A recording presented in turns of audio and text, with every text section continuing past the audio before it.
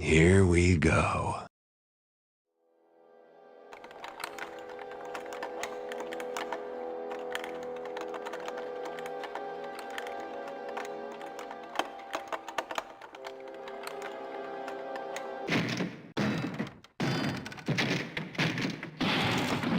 Inside at last. Welcome, fellow Taffers, to Inside at Last, the one and only thief-dedicated podcast. My name is Alex, and today I'm joined again by Jake and Seth for our Taffers talk. Hi, guys. Hello. Hey. Ooh, who was that? That was Seth, right? Opening a drink? Yeah, I wasn't sure if It it's sure Jake. was. And yeah, we are live again, so please chat. Welcome, and nice that it's already some people there. Please let us know if the sound is good. I tried to remix it a bit because last time my voice on the live stream was really loud and the others were a bit more silent. I think that's nice, but I tried to rearrange that a bit. So please let us know if it's good from the sound. Yeah, and we have a Taffers talk before our summer break, because at least I'm on vacation at the end of June to the middle of July, and we thought to do at least a Taffers talk. It's a bit rushed together, but I think it's fine. Anything we need to talk about before we go into the first topic? Nothing specific for me. Oh, I have something. Cardia released a new mission. Did you play it? No, I'm actually playing Not Godbreaker yet. right now. Oh, that's a nice change. So, That's how you do a forest mission. how far are you in the mission? I'm gonna guess that I'm like 30% of the way through mission 2. Oh, that's hard to do a percentage of, I guess. I'm going by loot count. I'm gonna assume that I'm about 30% of the way through. I've just found spoiler alert, plug your ears. I've just found the Crayman mask, so I don't know if that. Oh yeah, that's a nice feature, right? But it's a spoiler, cool. dude. I did caveat that spoiler. Yeah, but you know, normally we just go all over that on the specific episodes. But yeah, you know, we can spoil that. But yeah, there's a Crayman thing. Yeah, that's there are other nice things, and some you know, one thing I hated, but you have to listen to the episode about Godbreaker. It was disappointing. I just say the eye flowers, my best friends. Yeah, I was disappointed by that too. Because- I'll agree. You can trust them normally, you know. Yeah, Yeah. they're watching your back, so to speak. Yeah, actually, and you know, it's a good advertisement for vegetarians, you know, like that it's healthy, but somehow it's not. So I think we can get into the first topic this time. And is Eminil? Oh yeah, Eminil is in the chat. So that's a nice thing, because that was the first topic that I choose. And it is about loneliness in Thief. And does some of you guys want to read out the post that was shown on the forums? Sure. And as always, the links are down in the Google Doc, so you Taffers can follow everything and read it for yourself. I threw it up in the chat too. Yeah, nice. So please, Seth, you want to go on? You got it. Thanks. So the title of the thread is Loneliness and Isolation in Thief Games, post by Amenel. One of the main reasons why I've always preferred Thief 1 to Thief 2 is because the former perfectly depicts a sensation of loneliness and isolation. To illustrate my point, I'll give 2 examples. Bonehorde is such a scary venture into a maze-like network of underground tombs and caves. If that was happening in real life, I'm sure it would take an entire night or longer for Garrett to steal the Horn of Quintus and come out alive to the surface. Every time I listen to the lonesome melody of the horn itself, I feel like I'm trapped abysmally deep within halls where silence and melancholy dwell, much like Moria from Lord of the Rings. The Sword is another great example. Constantine's mansion is populated by human guards, but Garrett quickly discovers that there's something sinister about it. The bizarre architecture, magical traps, and the sound of laughing create a very dense atmosphere of desolation and being left to one's own devices. And then there's the character of Garrett. Garrett's an independent person, a loner, and a natural-born survivalist with very few associates or friends. He's an outcast used to solitude and working at night. He dares to venture where others perish. The city is a reflection of his loneliness and alienation. It simply oozes with the qualities that characterize the very master thief. Thief 1 constantly puts you in a strange and uncomfortable environment that aggravates feelings of disorientation and isolation. Even seemingly normal levels, like Beford's Manor or Assassins, are just thick with a very specific atmosphere that you can't find in any other game. Thief 2 is a little more predictable in terms of level design and environmental storytelling, because it utilizes human-based levels such as mansions, warehouses, museums, and banks. Still a good game in other terms, and in a few levels I can still sense the familiar atmosphere to some degree, but something's definitely missing. What are your thoughts? I think in general it comes down to what is better, Thief 1, Thief 2? And I don't know if I ever told my opinion on that. No, but I think it's pretty clear because, as described, the architecture is more unpredictable, and I think that's the appeal for many. Why they maybe prefer Thief 1 over Thief 2, because it's a bit more. Yeah, you don't know what to expect, and you get this feeling that you are alone in this maze-like structure sometimes. And I think that you can see that especially in the latest contests where we had some, I would say, Thief 1 dedicated missions, even for Thief 2. And they always had this, the focus was on this maze-like disorientating, a bit psyche atmosphere and design. And I have to admit that after some missions that were really done very nicely in this regard, I can now see the appeal of that. You're coming over to the light side. Dark side, I would say. It's the darker game, so.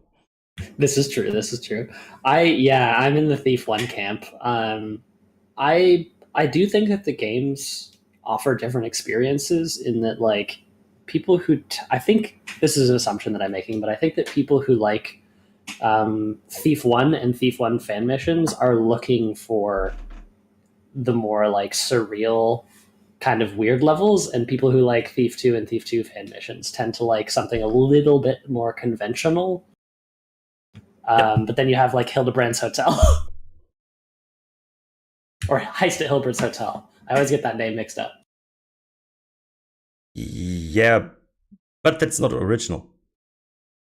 No, but I think the games have kind of like dictated the direction the fan missions go in, right? Like a lot of Thief 1 fan missions tend to be undead missions, or like they tend to be less conventional at the very least.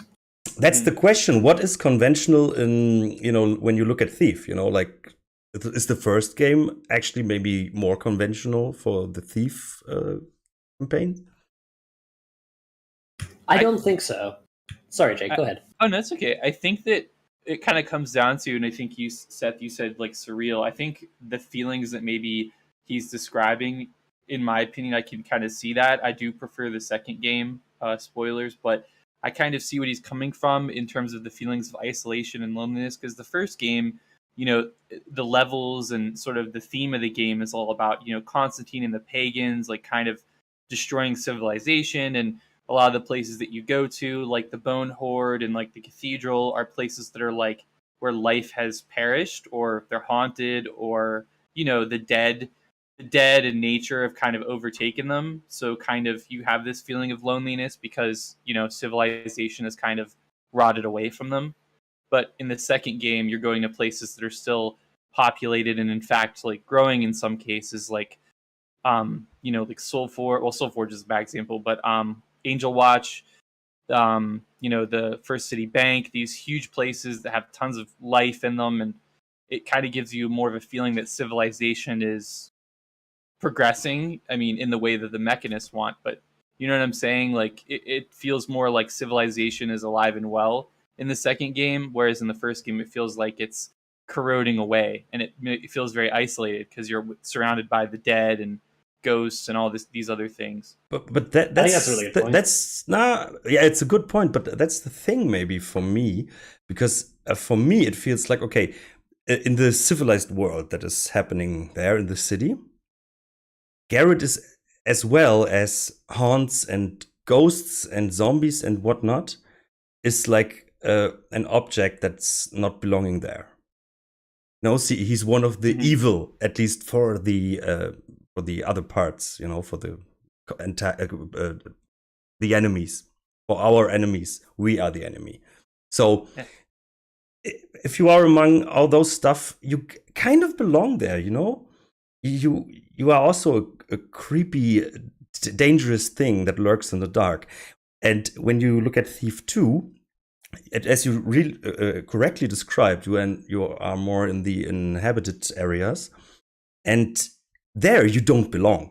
You really don't belong there. Yes, you are among humans where you belong, but not in your position or your actions.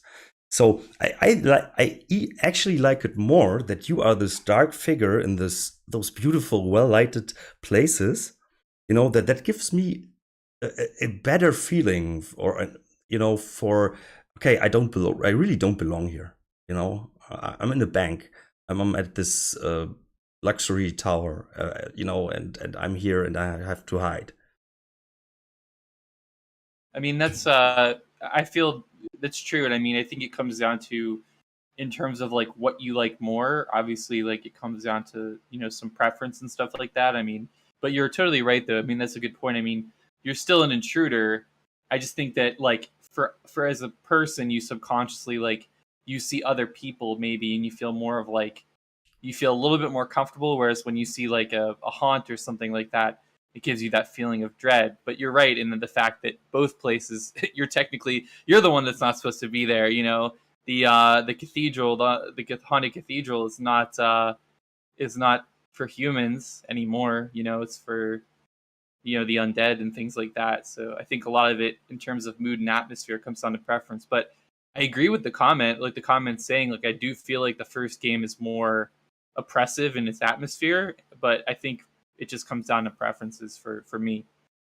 Even like when I play Thief 2 fan missions that are more fantastical, I think that they borrow, the ones that I really enjoy borrow the atmosphere of Thief 1 missions. Like they have a weight and like a heaviness, whereas I feel like Thief 2 missions on the whole feel a little lighter, not in like the sense of like they're brighter, but lighter as in like the atmosphere is lighter. Yes, of course, yeah, that's true. But of course, that's a thing of taste, and of course, you can more predict what to expect from this building, and that's what I said at the beginning. I think it changes the game style very much. You know, the way how you play it and how you approach the level. Because if you can expect, okay, this is a bank, they will have like a lobby, and in the upper areas there will be offices and stuff like that, and the vault, of course, is down in the basement. So you can expect, like Truarts Manor or whatnot. You always have an idea of what this place should be or will be like. On the other hand, and I think that will be the topic at the end, just to as a throw out discussion. I like it in Thief 2 when there is a creepy or strange area. It, in my opinion, gets a bit more important because it's more rare. Like in the prison, in Mission 3, where this haunt is running around, where you're like, okay, what's this about? Or like Truarts Dungeon, and every time you find something like that, it adds to this creepy atmosphere where I would say, okay, this city is like suddenly, it evolved so much in technology and beauty of the design of the city, but there's still that dark things lurking, hidden away. Yeah, there's like little pockets. Yeah, it's just like a facade, built around. It's like East Germany. You know, when I can tell you, when in East Germany, when the who was he, the president of East Germany, Erich Honecker was his name, and when he, for example, visited my hometown, you know, it was still behind the curtain. Then they built facades in front of the buildings, and then they put like flower pots and stuff inside the windows, and they painted the grass green so that it looks really Make beautiful. it look nice. You know, and I could imagine like they would do that for Karas as well. You know, like when there's maybe there's a parade or something, and that would go through an area that is maybe not totally mechanized, I would say, then they would build up facades, you know, and put like watchers inside the corners and stuff like that. Put some gears and springs everywhere. Just throw them on the ground. And then there's just a hamster behind it, you know, running in a wheel so that they turn. Yeah, I think that's a good point. I think that there is like it's like subtext, or you know, it's like the evil, the undead is like hidden away in the second game. And I agree that it is more, you know, seeing a haunt in the second game is very, like, especially in Truarts Mansion, is very it's jarring as all hell. Yeah, right? it's jarring. Yep. Unexpected. Yep, for sure. But yeah, I think that I agree. I mean, the first game too, I mean, with the level design is also, I think, like you said earlier, Alex, is very maze-like, whereas the second game, like you said, like you go into a bank, you know it's going to be in a bank, but you really can't predict what's going to be in, you know, Constantine's mansion or Lost some City. of these other, Lost City. You definitely can't predict that. So you can predict that it will feeling. be shit. Right, exactly. So it adds that feeling of you feel really lost. Whereas like in a bank, like you said, you're like, okay, I'm going to go to the vault. I'm going to go to the office. Here's the lobby, etc. Because they're based on sort of things that we can relate to in the real world. But as I said, I can see the appeal, and I think that's some of the things that's so great about Thief. You know, that just by changing the design of the level, you know, that suddenly your approach changes, and then the way you explore it, you know, and it can change your feelings. You know, I don't know if you're scared or intrigued, or you feel like, okay, I want to master this maze-like thing, and get the map inside my head of this really disorientating level. I can see the appeal. But I would still always prefer Thief 2 style missions. But sometimes, if they are done nicely, like what was it? I cannot recall the names. But wasn't it the winner or second place from the last contest? Describe the mission. Yeah, it was like Into the Odd, but in small, and Into the Odd as well. Both of them, they showed me like, okay, there's something to these kind of mission, and of course Gaki's work added to that. Was it by Marbleman as well? I don't. No. It wasn't by Marbleman. Doesn't matter. But it was pretty great. And I could see how intriguing it is, and it was a lot of fun. When's the Lost City remake happening? What? Sorry? Nah, I was making a joke because you don't like the Lost City, and I was like, so when's the Lost City remake happening? In Thief 2. It should be remade. Yeah. I'm really looking forward to that episode. Playing that and taking notes will be a lot of fun. Somebody did do, I know you were joking, but somebody did a source port of the Lost City into the Thief 2 engine that you can download as a fan mission. Yeah, I saw that, and you know what? I might go play that after this. What is it? What is it? I didn't get that. I didn't hear about it. What is it? Oh, so basically somebody took like a fan mission author took the Lost City and they converted it into like a Thief 2 mission, and you can play it as like a fan mission. So they, you know, did the mission with all of the like the lighting and all the upgrades that the Thief 2 engine has over the first game. So you can kind of play it standalone, like within Thief 2, the Lost City. Doesn't make it better, right? I think it's called Return to the Lost City, isn't it? Something like that, yeah. Maybe this one. I think I played that. It didn't release recently, or? No. Okay, then I'm pretty sure that I played it. Yeah. I wanted to say something, but I forgot. Yeah, take it easy. You were asking Into the Odd ? What is your question? Into the Odd was it second or third place from the Thief 2 anniversary contest, if I remembered correctly. He had a comment, said, I started playing it and I want to do an LP, a long play of it, because I have a lot of thoughts. It would be spurging at every readable. Yeah. Yeah, that's a very interesting mission. Sadly, the authors didn't want to come up. We couldn't talk about it with them. But maybe this is worth a discussion for another day. Yeah, that was a really interesting, great mission. But I think it would have deserved to be a Thief 1 contest mission. But who am I? I don't disagree. I definitely agree with that. Yeah, but on the other hand, I think that Scarlet Cascabel was more a Thief 2. If I wouldn't have known, it would have looked at it. I would have been like, yeah, this must be a Thief 2 mission, and it won Thief 1 contest, so it's fair.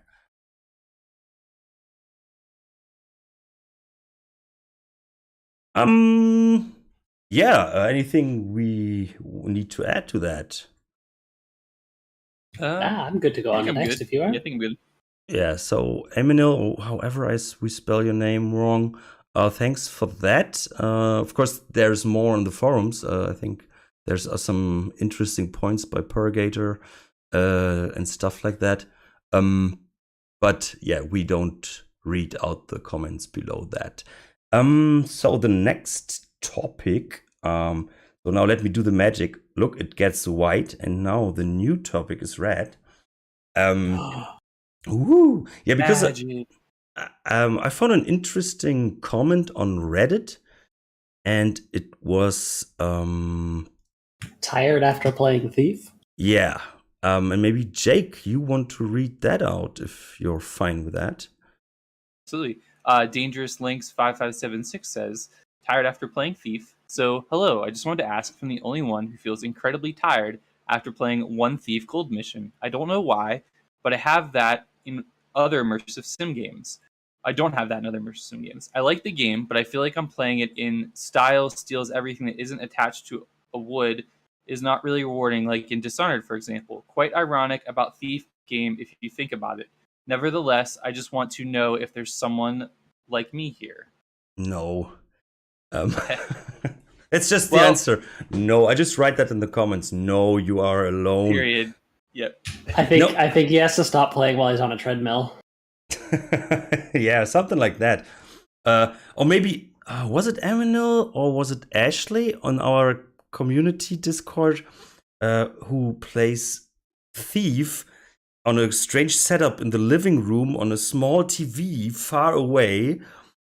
She sent a photo once in our Discord chat, and that was like, what? I cannot imagine to play Thief like that, but I would imagine to be tired after that, looking at the small screen over distance in this well-lit living room. Yeah, that doesn't seem like fun, but I don't know. What I think is interesting at this question is it's not as rewarding as Dishonored, for example. I think that's the question. What do you see as rewarding? I haven't played Dishonored. I know Jake has, and he can probably address that directly.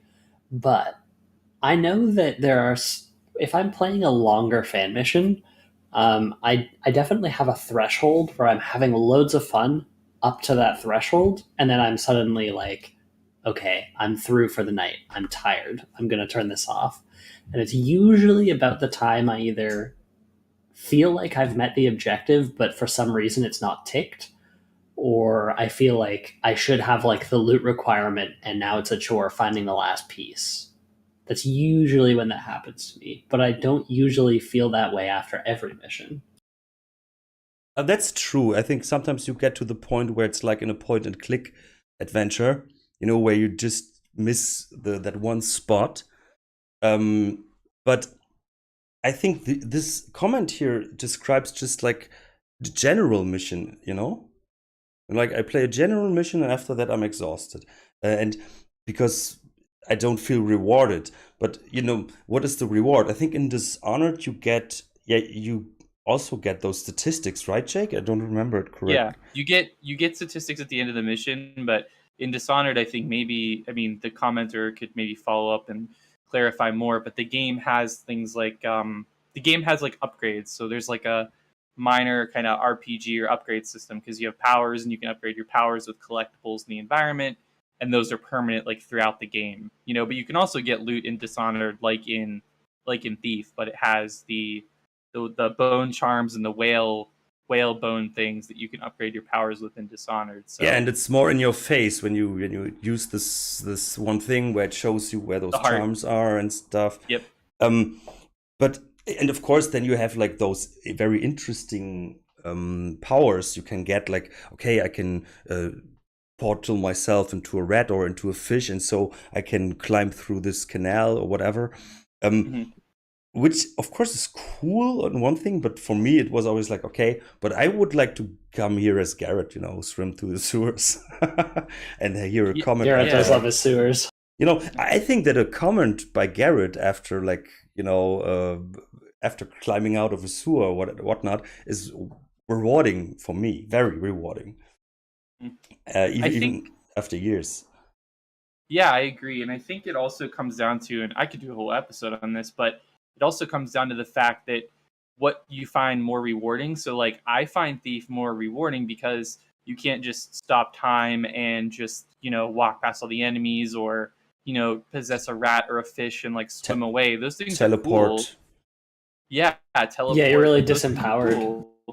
But, like, in Thief, like, you have tools, like, you have flash bombs and you have noisemaker arrows and you have gas arrows and stuff like that, but they're A, very limited, and B, like, they have a certain utility. You can't just you can't throw flash bombs, like, in Dishonored your magic regenerates to a certain point, so you can teleport infinitely. But in Thief you can't teleport your way out of it. So it's just a different experience because you're more disempowered in Thief. Yeah, I think- sorry. May I add, like you have this ability where you can see through walls and see what directions the people are looking at. Yep. And I think it's way more rewarding in Thief, where you just have your ears maybe, and you have to wait. Okay, this guard must be there, and of course the game is incredibly great of telling you where sound comes from. So, and when you then master a situation, without all those superpowers, just with your moss arrow maybe and whatever you use, maybe you unlight a torch.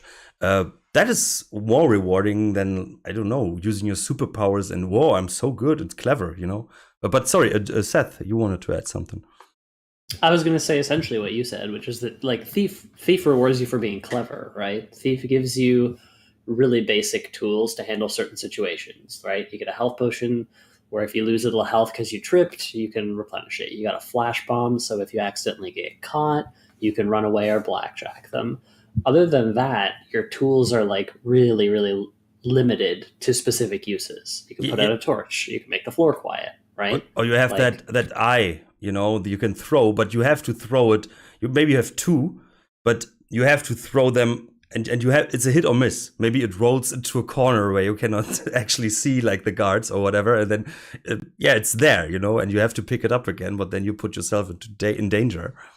Yeah, Dishonored's in that weird place where it's like it's trying to be a little more like Deus Ex, as far as I can tell, where it's like, oh, you can play this game two ways. You can play it the aggressive way or the stealthy way. But I think it appears to me that it ventures more into that confused realm where it kind of rewards you more for violence than it does for being stealthy. Whereas Thief always puts you in the camp of, like, okay, none of my tools are good for violence. All of my tools are good for being stealthy. I can resort to violence if I have to. I can put up a fight if I need to, but my tools are suited to remaining out of sight, remaining hidden. So I think that maybe this person feels tired when they're playing Thief because they're looking for a more action-oriented reward, whereas Thief kind of rewards you for not getting discovered. Your reward is that your playthrough is quiet, that you aren't caught. You're not running around screaming, right?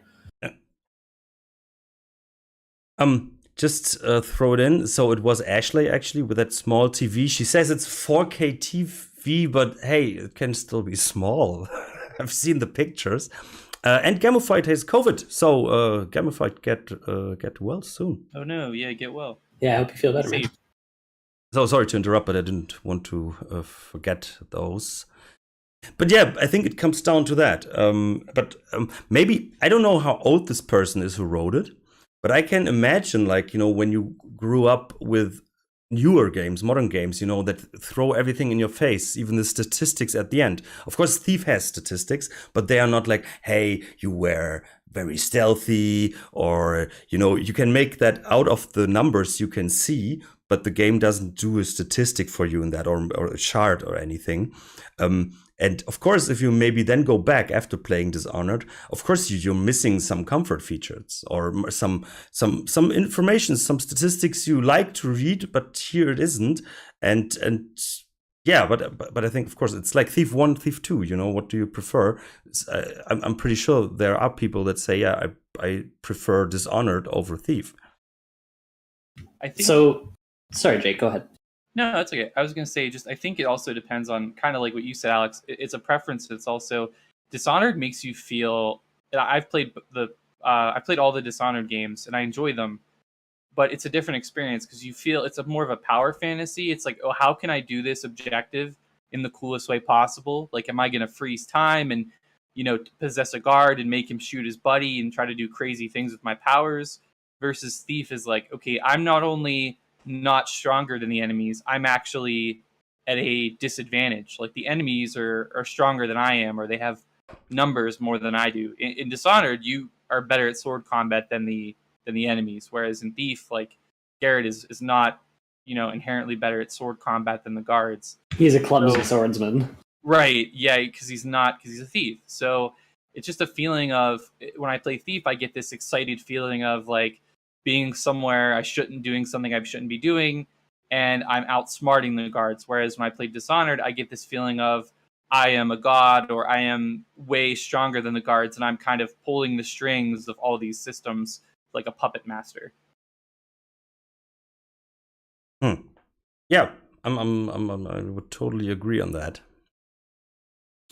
But Seth, you were going to say something, I think. I was just going to add that we were talking about statistics. So my friend who played Thief for the first time about a year and a half ago now, when he was playing Thief 2, he played them in sequence, he commented that he felt Thief would benefit from leaderboards. And my response to that was like, what the hell? What do you mean leaderboards? How can you leaderboard Thief? Achievements! Well, he said, and this was actually a great idea, I think. He said Thief would benefit from a huge boost in replayability if the leaderboards tracked different playstyles. Like you picked your playstyle when you start the campaign, like I want to ghost them all. And then it recorded a demo of your playthrough and put it on the leaderboard for speedrunning. So like who can speedrun whatever mission, like the Bone Horde on expert, the fastest, who can ghost Bone Horde the fastest, you know what I mean? And I was like, that's actually a really good idea, because people do post their ghosting videos on YouTube, right? And like people compare their playstyles, and leaderboards would be a great way to do that right in the game, especially for recorded demos. I don't, we have those leaderboards somehow, they are on the forums. And I think there are a lot of people that are intrigued to replay and to master missions and start, starting Thief, and then one day they like to start ghosting. And I think this happens. You don't need that feature. Of course, it's more convenient, but it's still there. You have those statistics. You know how long it took you, how much loot you got, how many guards you knocked out, how much damage you got. Did you find all the secrets? At least in Thief 2, it tells you. So it's there. But you just have to go the extra mile. Oh yeah, Thief definitely does not suffer from a weak community. It's obviously got a really strong community. But what I'm getting at is that I think it's a good idea because it would aggregate those things in the main menu, and it would basically like say, "Hey, new players, like maybe you're not here yet, but you could be here. Check this out." You know, it would encourage. I think it would steer more people towards that style of play in the long run. Think of it as a funnel. Emmanuel just said the replay value of OMs is almost infinite, as you can choose among dozens of playstyles. Yeah, that's what we always say. But Jack Jackson said, I feel like, to us, I feel like you missed the point with the tired after thief. I think that goes to us. No, I think we just try to find out, because the post was not very clear defining what he meant by more rewarding. And we just tried to find some reasons for that. And that is our idea of what is more rewarding and maybe dishonored for this person. And of course, it's the Taffers talk, so we can go wherever we want. Hey, strip clubs. How do you like them? I've never been, to be honest. I will say, just to maybe put a point on the tired after thief, I see what he's talking about when it comes to missions like the Thieves Guild, when you do it for the first time and you're not super clear where to go and you're wandering around. That can be exhausting. When Lost City. Take like an hour and a half. Lost City. Even I like this mission, but Sabotage of Soul Forge can be time consuming and things like that. Although that's obviously the climax, the final mission of the game, so maybe it should be. But yeah, definitely some of the missions. Yep, but I think that's what we said at the beginning. Like, I think, Seth, you mentioned that. Like, after some missions, you get tired after a while. Or was it Take It Easy on the chat who said sometimes I just want to, finish the mission, as small as possible and knock out all the guards, which is actually my average playstyle. But same, yeah. Yeah, but I think we agreed on that. But I think the more interesting thing of this comment was like, what is the reward? And what do you think is more rewarding? So yeah. Well, what are you looking for when you play, Alex? What do you want to get out of it? That's kind of what it is, right? The reward is what you want to get out of it because it's so open-ended. I try to knock out all the women in the mission. And yeah, because I'm kidding. This can only go bad for me when I go on with this. Help, bail me out now. And it's a live stream. Damn it, I cannot even cut it out. I don't know. That is like, if you love someone really from your heart, from the bottom of your heart, you cannot tell exactly why you love this person, because you love this person with all their great abilities but even for their flaws. You love the flaws of the person you love as well. So, Alex, are you proposing to me? No, there's too many flaws I don't like. You're not next. So, no, but what I want to say is, so I just love Thief. So I cannot point out like it's this and that what I'm looking for, since since Thief has so many approaches. Sometimes I just like a good run through a maze, and sometimes I just really like the story and atmosphere. It's depends on what I'm looking for. Do I want a simple job, just steal something and get out, or do I really want something where events change and it's up to me what I want. Yeah. So I don't go into a mission in general, like I'm looking for this in Thief in general, but since there are so many fan missions, I can choose like, today I feel like, I want to play a campaign. And today, let's go for one horror mission today, But there's not that general thing I'm looking for. Just that magic. Like you said, like love. When you're in it, you can't describe it. Yeah, of course I can tell, the woman I love, there's no one, but if it would be, she's good at that. But, it's not that one thing, because it's the whole thing, because I love her. And I love Thief. True, agreed. And the sex is great. With Thief, of course. Yeah, it was like, oh, you sneaky bastard. Ooh, Inside at last. Just turns my poor tummy. Inside at last, I thought it was more. Inside at Last has a whole new meaning. Taffer.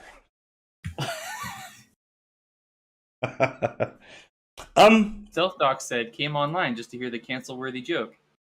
Oh no. Yeah, hi Stealth Dogs. The smartest Alex I know. Jake, what are you looking for when you play a thief mission? We never got what you're looking for. I thought of that because I don't see. I like some of the horror missions, and I like some of the the burglary missions, and I don't know. It's just this feeling of I like that feeling of not knowing and discovery, and I like the secrets, and I like that feeling of seeing something and being able to do it. Oh, can I go here? Can I mantle this? Can I? One thing that comes to mind is in Masks encasing the joint when you get to the third floor. There's that beam above you, and you look up, and you're like, oh, can I get up there? And you can get up there, and obviously you can walk around all the rooms. So I love those moments in Thief, that feeling of like you can see it, you can do it. There's secrets. There's just multiple ways to do something. I think that's always been thrilling to me in games. So that's kind of what I'm looking for, even if it's whether it's a horror mission or a quote unquote burglary mission. So yeah, I think I'm looking for the same thing.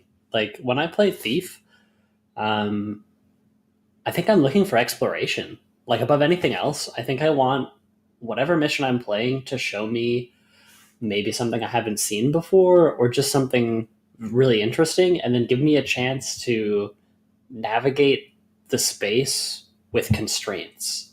Like that's really what the guards are, right? They're constraining your exploration. They're constraining how you move.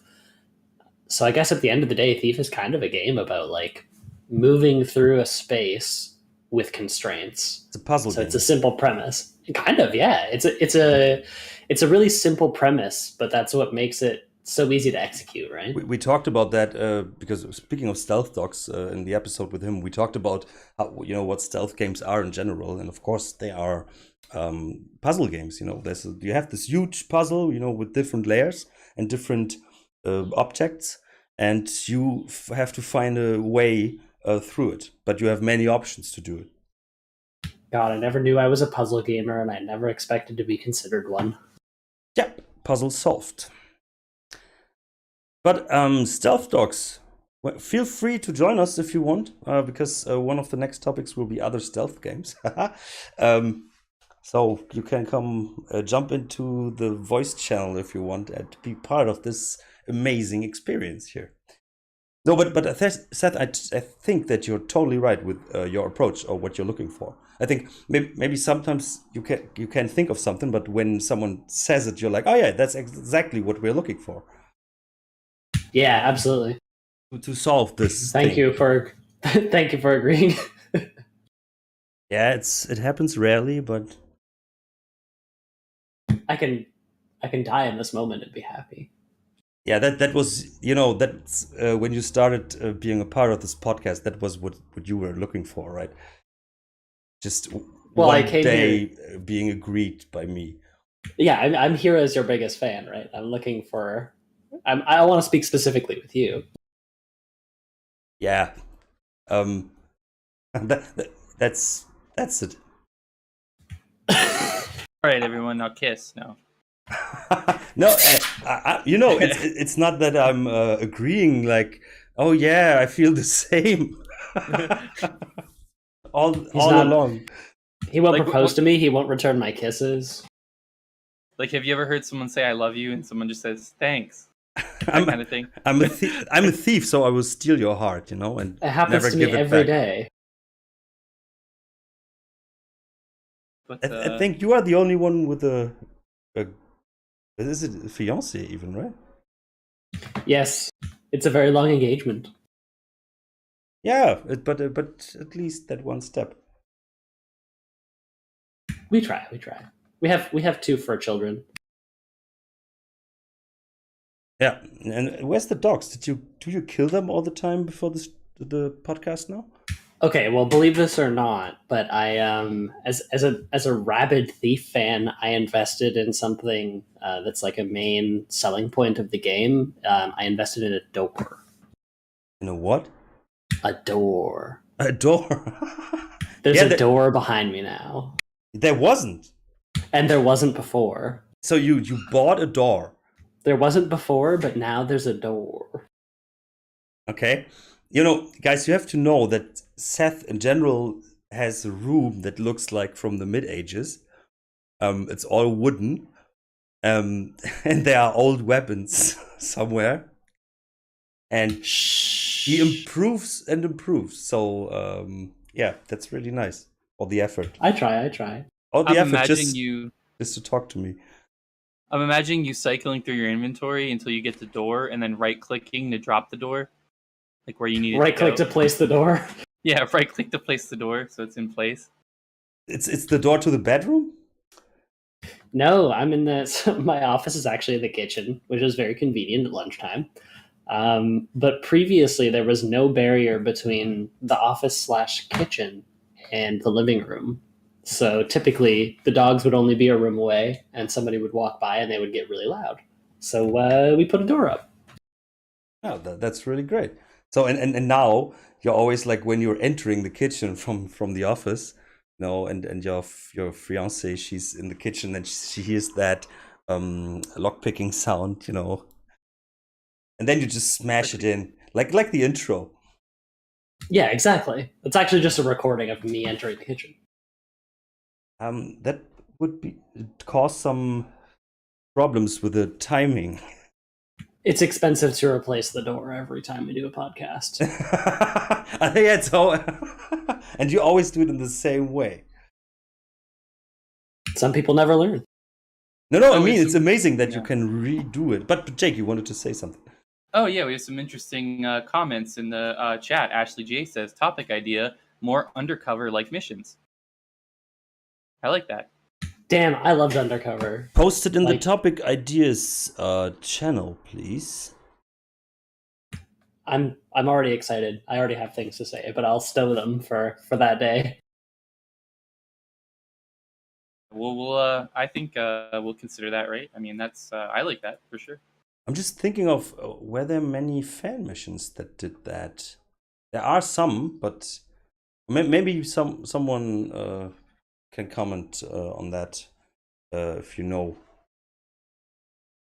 Oh, Maybe. and oh, sorry, Alex, go ahead. Go on. Oh, I was going to say another thing. Jack Jackson has to say, if you check the comments of the Reddit post, one of the issues mentioned, stealing doesn't feel so rewarding. Sure, if there's some gold beside, I will go for it. But the more convoluted it gets, the less attracted it becomes because of the labor, time, and stress I have to put into it. I'm not the biggest fan of labyrinths, puzzles, hidden rooms. Yeah, He's talking about Tired of Thief. but we don't read the comments on purpose, because that would influence stuff, and yeah, that's the concept. So we're not Don't want to steal anybody's ideas or let them subconsciously, you know. Yeah, we want to influence. come up with our own stupid thoughts. Exactly. That's the premise, and I think we're pretty good at that. You know, like last time when we were just talking about the ideas of how a new Thief installment could be, and then Gamified needed to redirect us. Well, there's a problem here that's inherent to this podcast, and that's that I could listen to Alex's sable voice literally forever. And if we gave him an excuse to read every comment and every thread, I would sit here forever listening to him. So it's just a bad idea. Yep. So, Yeah. Stealth Dogs, the invite still is there. If you want to come on, just join us.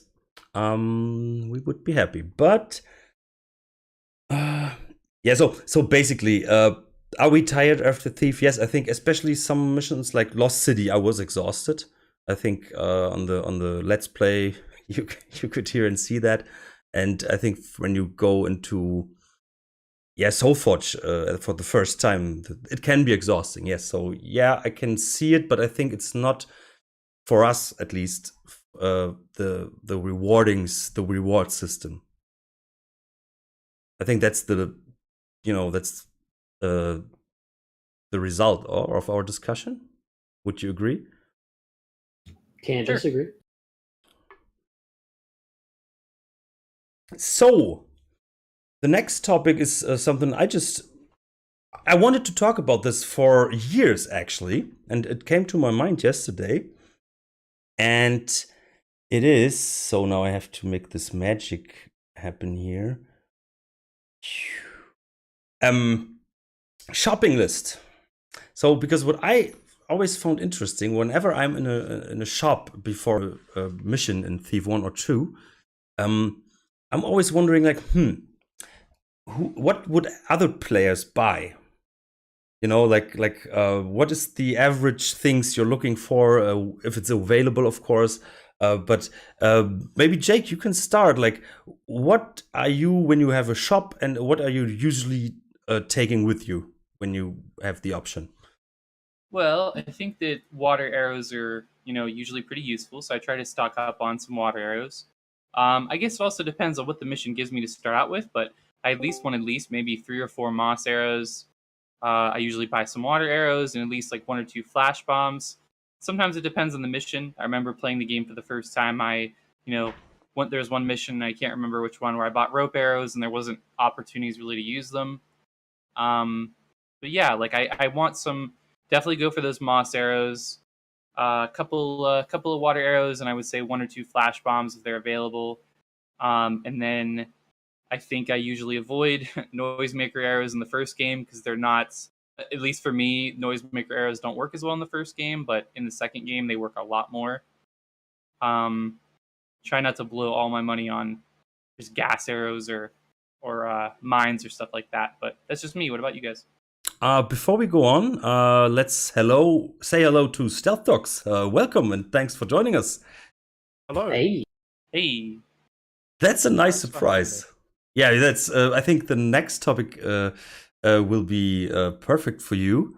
And yeah, we always like having you. But I just need to make you a bit louder for the stream.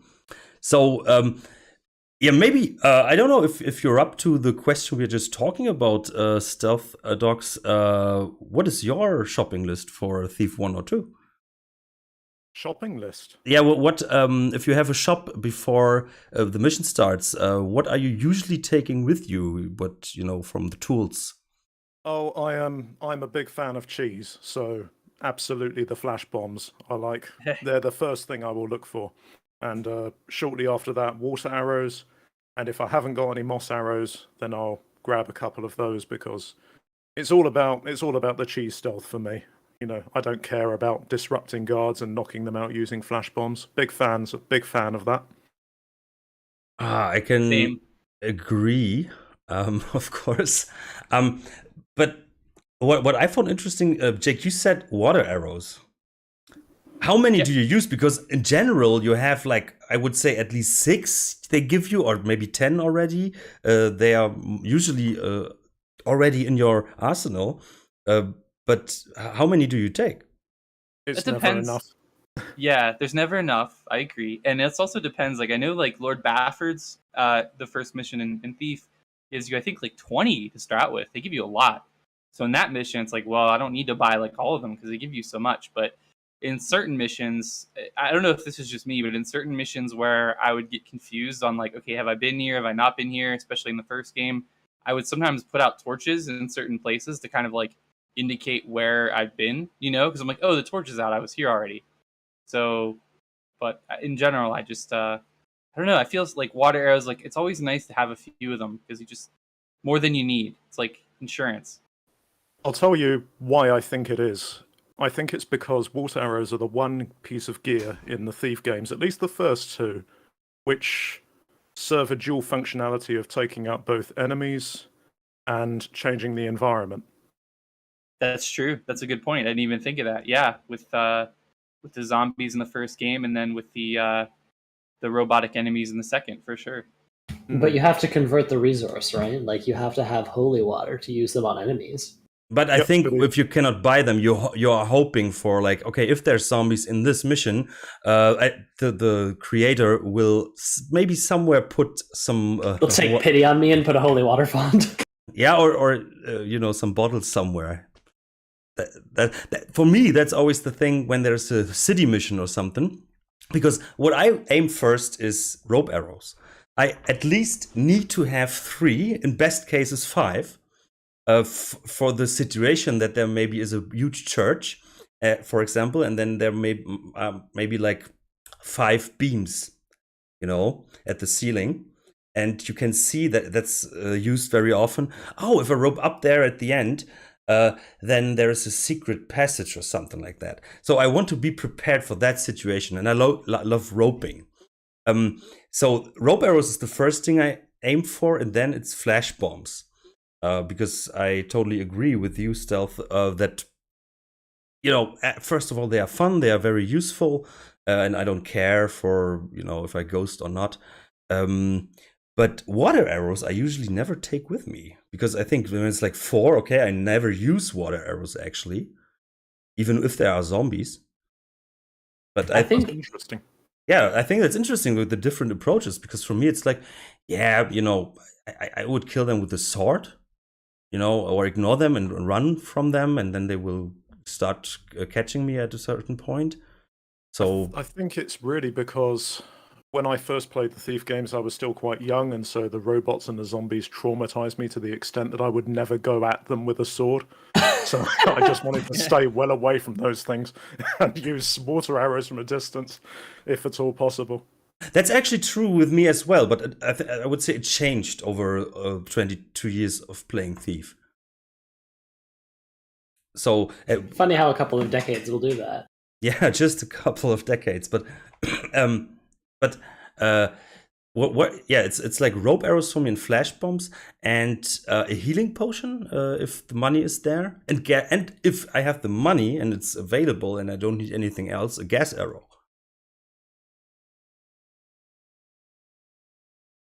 Because I kind of feel like gas arrows are a scam.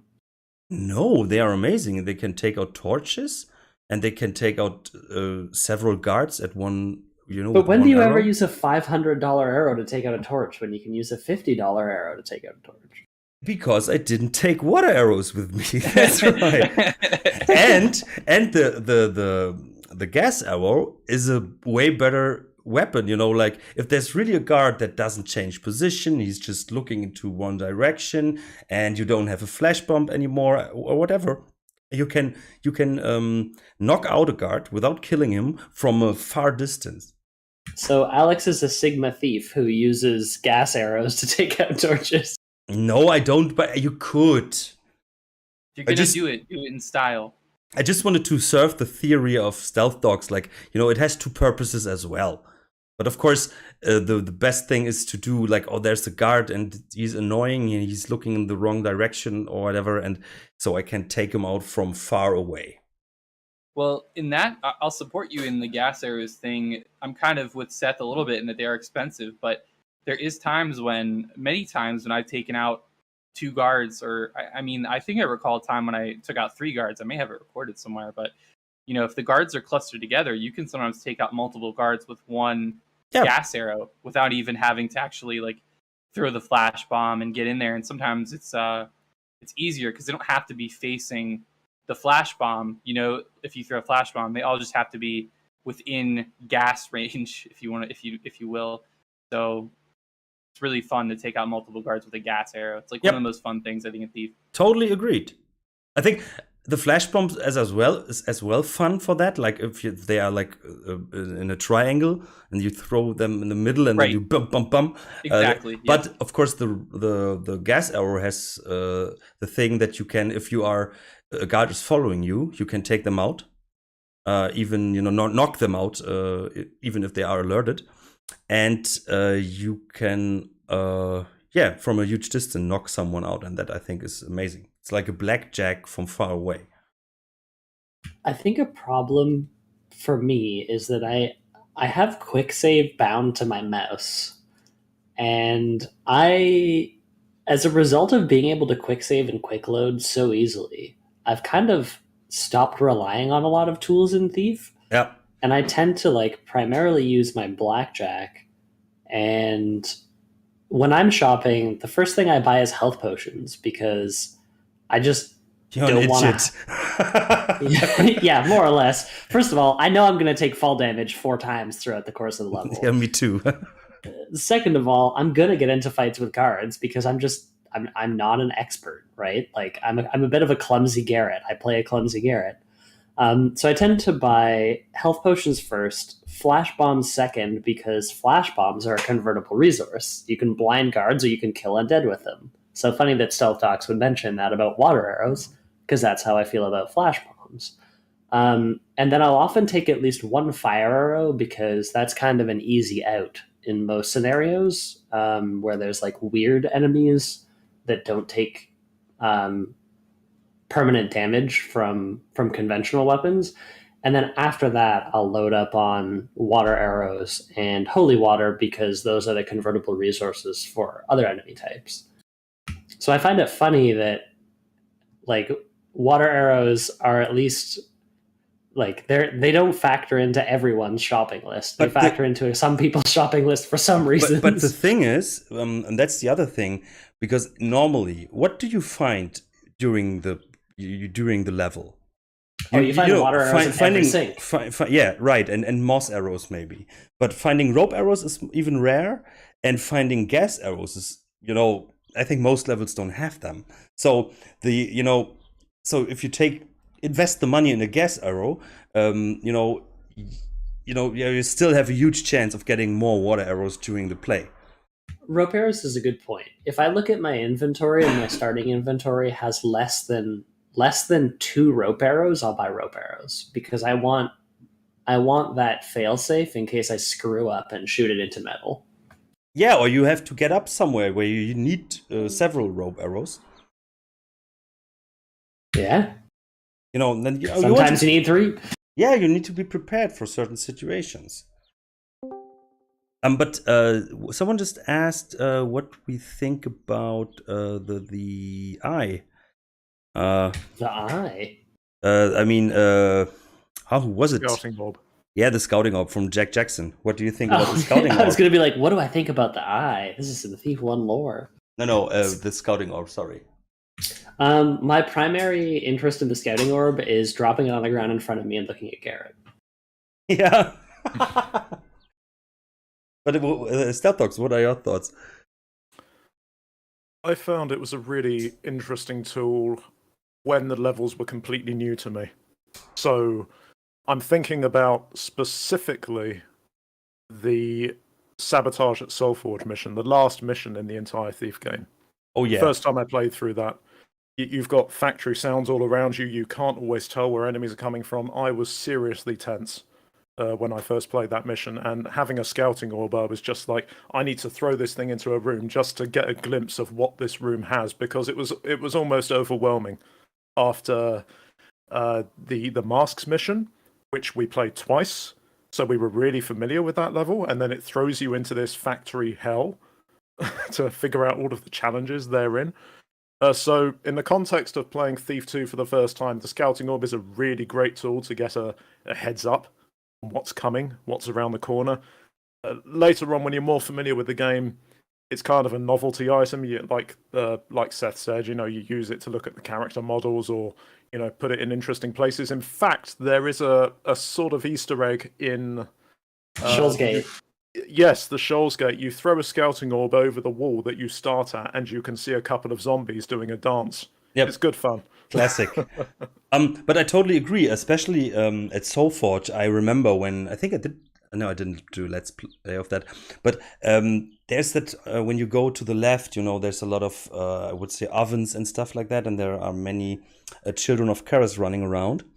And there, as you said, with all the sounds around, you cannot really tell where they are. Are they moving, or in which direction are they looking? So if you come around the corner, and I remember that I used it there a lot. Yeah, that's and they true. all use the same voice. That Karas's voice permeates that mission. Yep. Yeah, the antagonism is just so built up by that point.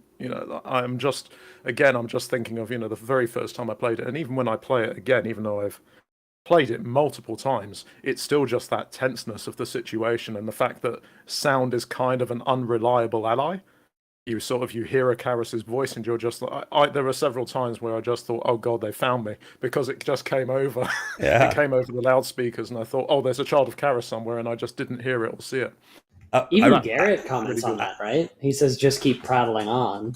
Yeah, Yep. I remember it was a mission done by Psychosis for one of the contests, and it's taking part between Thief 1 and Thief 2, and you can see like the transition from the Hemorrhoids to the Mechanists. So he has done that really really well because there are like old Hemorrhoid windows on the churches lying on the floor and new Mechanist windows installed. And then there is one area where two mechanists are discussing the new movement, and then they have this new machinery, the Children of Karas, and then the other says like, but do we really need to take his voice for those things? Like, isn't it a bit embarrassing? And I always have to think of that, especially in Soulforge, as you said, this voice is over the place. And that's very interesting what you said. Like suddenly, sound was a reliable a friend of yours. You could trust it many ways. But now it's like the opposite. And I think that's very interesting. So yeah, the scouting orb has a purpose. So I had a thought maybe of what could make it better, and I'm thinking specifically to other stealth games that have cameras and stuff like that. What if you could actually shoot it instead of dropping it where the range is limited? What if you could like shoot it on an arrow? Shut up, And, like, Jake. I was just gonna say that. Stick it to a wall, like Yeah. and then like you could get more vantages and more places instead of having to be within throwing range. You could be within shooting range. I think that would make it more useful. Do you think? I was literally gonna say I wish I could strap a scouting orb to an arrow and shoot it across the map. Yeah, for example, like where you have to follow mostly, Garrett just need to prepare the city before he follows her. So he has his cameras all over the city, and then he can just switch around. A bit of Five Nights at Freddy's. If Garrett's being super smart, he could just like stealthily shoot her coattails so she doesn't notice. Yeah, of course. If there is a head-sized camera on your back, it's a sticky cam now. Yeah, of course. It was the mid-ages. They were used to that. Like, oh, it must be a flu or something. My purse is feeling awfully heavy this evening. Garrett just has like a wall of like CRT, like Sony Trinitron monitors. He's like, "Wow, I can watch the city with these monitors." Like in the Dark Knight, at the end, Exactly. Yeah, when he has the cell phone thing rigged up with the room with the cell phone signals, so you can see everything. I think we have some new themes for the next Thief game. So maybe Embracer Group, if you listen. Speaking of Stealth Dogs, what approaches did you like from our last episodes about our ideas for a new Thief game? I think it was. Forgive me. I'm sorry. I'm absolutely rubbish with names. I think it was Seth's ideas or Skeki's idea. The idea that Garrett was basically an introductory character and not sort of the guy that you're following along. Must be I think Seth. that was me. Yeah. I know. I feel that I don't like the idea, so it must have been Seth's idea.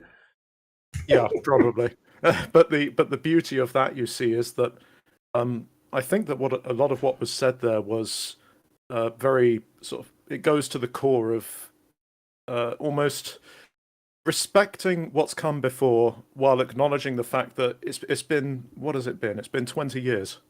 It's been 20 years. The Thief games, as they were, there has to be some change. There has to be some evolution. And I think that, and I'm probably going to get killed for saying this, but I think that a lot of ideas that Thief 2014 brought to the table could have worked with better level design. Of course. And I think we all agree. Yeah, like there's a lot that's in Thief 2014. The way that it's very handsy. You have a very handsy interface where you're opening drawers and picking locks and looking at running your fingers along the backs of paintings to find secrets, and there's a lot that's sort of very bodily engaging in Thief 2014 that I just did not feel at all with Thief Deadly Shadows. Thief Deadly Shadows try to give Garrett a body, and it kind of got in your way, even if you switched to first person, because you sort of mounted a ledge and you thought you were there, but the physics in the game just didn't register it properly, and you ended up sliding off or something silly like that. I think Thief 2014 did Garrett better in terms of giving him a body and something that you sort of felt you were engaging with on a physical level, almost a more immersive level for sure. So there's lots of things really in that whole discussion. Sorry, I'll just close up this point. Sorry, I know I could go on forever about this, but I think that the idea of having the girl at the end of Thief 3 who he meets, and it's sort of implied that he's going to take her under his wing and train her, being the main protagonist, I think that is absolute gold. Yes, please take that idea. Garrett, I'm slipping. We had that. No, I totally agree on that. That would be a cool theme, but I still think like there's so many flaws with it. First of all, it's not Garrett, and as I said, why would you not play as Garrett? And then a female protagonist, of course, is way more common today, which is good. But I think for a series that maybe wants at least to have one successful game in its whole lifespan, maybe it's a big, too big of a risk. Oh, controversial. No, I'm not That's saying a hot take.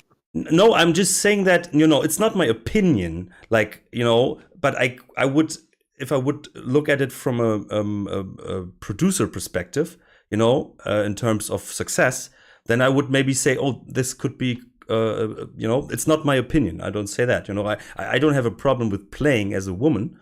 But you're thinking from a marketing perspective. Yes, of course. Might be more appealing. I can understand. I can understand that perspective. At the same time, I think that one of the big tragedies of Thief is that it's a fantastic game, and the studio that made it was shuttered. We can talk forever about the influence of it and how amazing it was, and how and how it's become a cultural icon within the gaming community.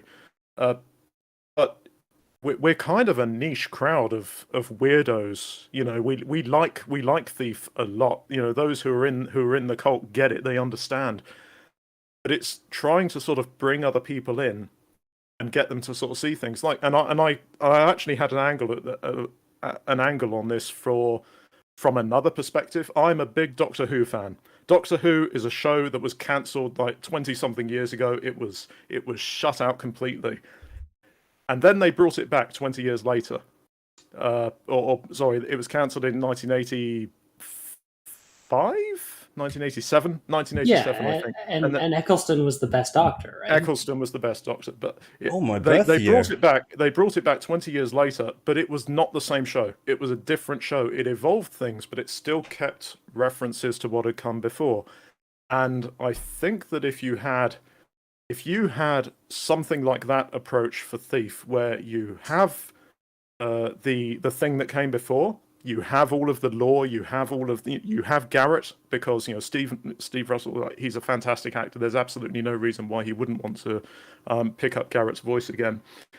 It would be great to sort of have all of that, but at the same time, you want to bring new people on board. You want to design a game that's for the modern era. Not something that's based on something that was made 20-something years ago. You want to have an evolution while paying homage to what's come before and acknowledging that it's there. And that way you sort of have a preservation and a respect, an enduring respect for the things that have happened while looking forward to things that are to come, and offering that insight, that chance for people to get on board. Because what happened with Doctor Who is people watched the new series who had never seen Doctor Who before, and then they started watching the old episodes and enjoyed them. And I think the same thing could happen if that approach was done with the next Thief game, if that is a thing that's going to happen. I would agree on that point, yes. But I actually like the idea that we had. Ashley just said that the girl or nobody, and in our last discussion, we came up with that idea that it's maybe just a stranger. And I think in that case, you can choose between a woman or a girl or a man at the start. And then, like that he stumbles upon maybe Garrett's old hideout or something like that. And then he goes on with that legend and finds out more and more about this. That is, in my opinion, because I don't see Garrett as this teaching character, That's the problem I have with the other idea. Of course, it was like the idea started in Thief 3 at the end, but I don't see him as that, you know? He's not a Yoda or Obi-Wan Kenobi. No, but it's a Yeah. perfect circle, right? Mhm. Sorry, Jake. I'll let you in here, Jake. Go ahead. No, it's okay. I was gonna say I see what you mean, Alex, in terms of like, have him be like, if he's like not quite like an Obi-Wan type guy, maybe you have a situation where instead of having him like explicitly train somebody, you have him like working with somebody like on a job, and like Garrett has to bail them out because Garrett needs to get his money, and the only way he can get his money is by bailing this character out. So it's kind of like you kind of bring that full circle with like in the first game he does something that's good, and in the second game as well he does something good that's kind of he does a good thing for a selfish reason. So maybe you can kind of explore that angle. I don't know, like But that's totally Grandpa Garrett. Like, oh no, I need my my retirement money, and I can't go out of myself. But people are you like expect that in real life. Then I don't would think that's then I would say, like, okay, Garrett feels like he's too old, but he still sees like that the world still needs someone with his abilities, and then maybe he's like, okay, now and there's that girl or whoever it is, and I can teach them. not even. So like- I would do it as like Garrett is getting older and he's having a hard time stealing and he can't make a living anymore. So Oh, I'd do it more no! as like, no, I would love that. I would love like Garrett is an aging protagonist and he's like, Oh yeah. I don't know how much Absolutely. longer I can pay my rent for. Like, Yeah. I need to train someone because I need someone to take care of me. And that Yeah. realization that he can't be alone forever. Yeah, at the Seth, beginning your you see ideas. at the beginning you see Garrett like he's like going on a tour with his wheelchair, and then there's a really dark place, but you hear that squeaking sound like wiki wiki wiki wiki. Hey, look, I mean, if why Garrett not? knocks all the guards out, he's giving them all permanent concussions. Like, eventually they have to replace the guards. The guards are getting younger. Garrett's getting older. Like, come Wasn't on, that guys. was in Wolfenstein 2, right? Where you play as the beginning, you are in the wheelchair. That was actually fun. A shooter with the wheelchair movement. But Stathox, you wanted to say something. I was just going to say, Seth's ideas just speak to my core. I love it. I love the idea of an older Garrett. I love the idea of him still being in this profession and still, and just being almost like a character who's gone through an arc. Like he's got someone that he's been taken care of for 10 plus years, however long it takes to train a master thief. And there could just be this back and forth between him and the main character. Oh, yes, I'm here for that. Absolutely. That's actually great. Yes, I believe. But I think for the old fans, it's not nice, or they don't want to see Garrett getting old. Like, or not being able to steal. I think that's not. Yeah, that's really like like Grandpa Garrett. And he's too old to do things. Or someone when he goes out stealing, someone says, "Don't forget your scarf," or it's not nice. But I can see that interaction, of course, like Garrett, the master thief, who's teaching someone. I see the appeal in that. Well, here's a wild idea. Sorry. Sorry, Self, go ahead. No, I was just going to say someone said that Garrett is a cynical character who cares mostly about himself, not a good role model or teacher, but we've seen instances where Garrett reluctantly agrees to activities that are contrary to his character. Yes, that's called character growth. That's what we see over the course of the 3 Thief games. And we're building up from a moment of, I don't care about anyone or anything, I just want to steal, and I want to steal from, rich people and take it all for myself. He goes from that to saving the world to embracing something about his role in trying to stop the end times in Thief 3, and then realizing, do you know what? Like, we can just equalize the playing field. No more keepers, no more anything. I am the keeper, and that's the arc. He embraces the destiny that was laid out for him across all of the games, which is something he was never prepared to do. Oh, I one true keeper. can see the charm in that. It's full circle. Yeah, or he's like more like the acting keeper, What's that Batman quote? You die a hero or live long enough to see yourself become the bad guy? The Something villain. like that. Yeah. So what if Garrett's the bad guy in the new game? What was No. he doing? So don't do bad things to Garrett. But I think what's Don't do bad things to Garrett. why he never did anything wrong. So No, I'm strictly in the older Garrett camp. but I think that's Stealth idea is actually something where I could say, yeah, I can see that, and it's really true to the lore, and gives Garrett still a huge or big purpose in this world. Before the keepers unfairly kill him. Fuck The you. keepers don't exist anymore. They're all gone. But why? Yeah, Well, why? Goodness. Magic. They want him. They want him to join all the time. You know. So why couldn't he accept? You know, he's more mature now, and he can see, like, you know, he's too old. What was that? He dies tragically in a slow fall potion accident. Forgive me if I'm wrong, but wasn't the Keeper Order exposed at the end of Thief 3? All Yep. of their magic was neutralized. Like Yep, they have they now. used the Yeah. the final glyph. They use the final glyph. Yes, and that was and it just neutralizes everything. They have no more prophecy text. They have no more use of glyph magic. Garrett has effectively taken out the last piece that was imbalancing the world, because he took out the first one, which was the Trickster, the second one, which was Karis, and then the third one, which was the Keepers, and they were just too arrogant to see that they were having a negative impact on the world because it's just too much power. Exactly. Yeah, I mean, he needed to do that in order to destroy Gamal, the Hag. He needed to destroy the glyphs. Yeah, you're exactly right, Stealth Docs. At the end of the game, all of their hideouts, which were previously hidden with glyph magic, get exposed. Their magic is useless, and Garrett is, the one true keeper, because he can kind of, because he's the one who's been actually keeping balance the whole time without using magic. So. Yep. Okay, I think we got a nice distraction on that, but I can see the point in that. I like it. The guests bring the better ideas, in my opinion, actually, for this topic.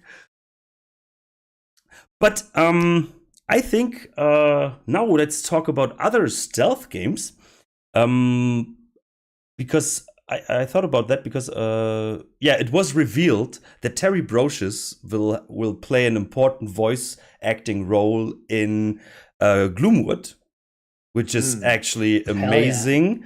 So if for people who don't know, it's like the voice of Shodan or Victoria. And it's amazing. Her voice doesn't age, right? It still feels like the Victoria voice, really. Like, I just compared to Stephen Russell's voice for Garrett for the teaser trailer that was used once for Thief 2014. And her voice is still fresh. I mean, I don't sense a tremendous difference between either of them, but maybe that's just me. I was very excited to hear that Terry is going to be in Gloomwood. I think it's just really perfect. Yep. And so it came to my mind, like other stealth games, because I remember the discussion I had with Nex on the chat private, where I asked him, like, do you play other stealth games? And he answered, no, I don't. If there would be any good one, I would. So something like that. Oh. Thief is the only game. I think it was. Right? I think it was before our episode Stealth Docs that we did, because I think I was asking if he wants to join this episode. So then we were discussing that. So now Jake and Seth are, I would say, in quotes, new to the podcast for a year. So I was wondering, like, what other stealth games do you maybe play, you two guys? Because I think the Stealth Dogs, we know what you play every stealth game. I know Jake has a few games he feels very strongly about, so I'll give this to him. Sure. So probably my favorite stealth game outside of Thief is probably Splinter Cell Chaos Theory, which is the third game in the Splinter Cell series. And I know that the main director, creative force, Clint Hawking, behind the game was very much inspired by immersive sim design. For those not familiar with Splinter Cell, you basically play as a American secret agent who kind of has unlimited authority to kind of go around the world and do what he needs to do to sort of protect American interests, based on kind of Tom Clancy, inspired by Tom Clancy novels and kind of those kind of things. So spies and plots to take over the world and kind of things like that. And I just think it's a phenomenal game because it learned, I think, a lot of the lessons that Thief learned. The importance of light and shadow, the importance of having a good feedback system because it has its own version of kind of the light gem. It has its own sound feedback that lets you know how much noise you're making and how much noise it would take to alert a guard. Levels are not as big as Thief, but levels are fairly big with lots of different entrances and exits and objectives to accomplish. And yeah, I highly recommend it. It's in third person, but yeah, I mean, different vibe, like I said, because it's got that spy military modern angle. But I think Chaos Theory is one of the games that comes closest to touching Thief 2 for me. Stealth, what is your opinion on the game in the series? On what one? Sorry, Splinter Cell Chaos Theory. Yeah. It's often cited by a lot of people who enjoyed Thief. I know that for sure. I have to be honest, I haven't played it since I tried it, and I kind of just bounced off it, which is going to sound awful because I should have persisted a little, perhaps.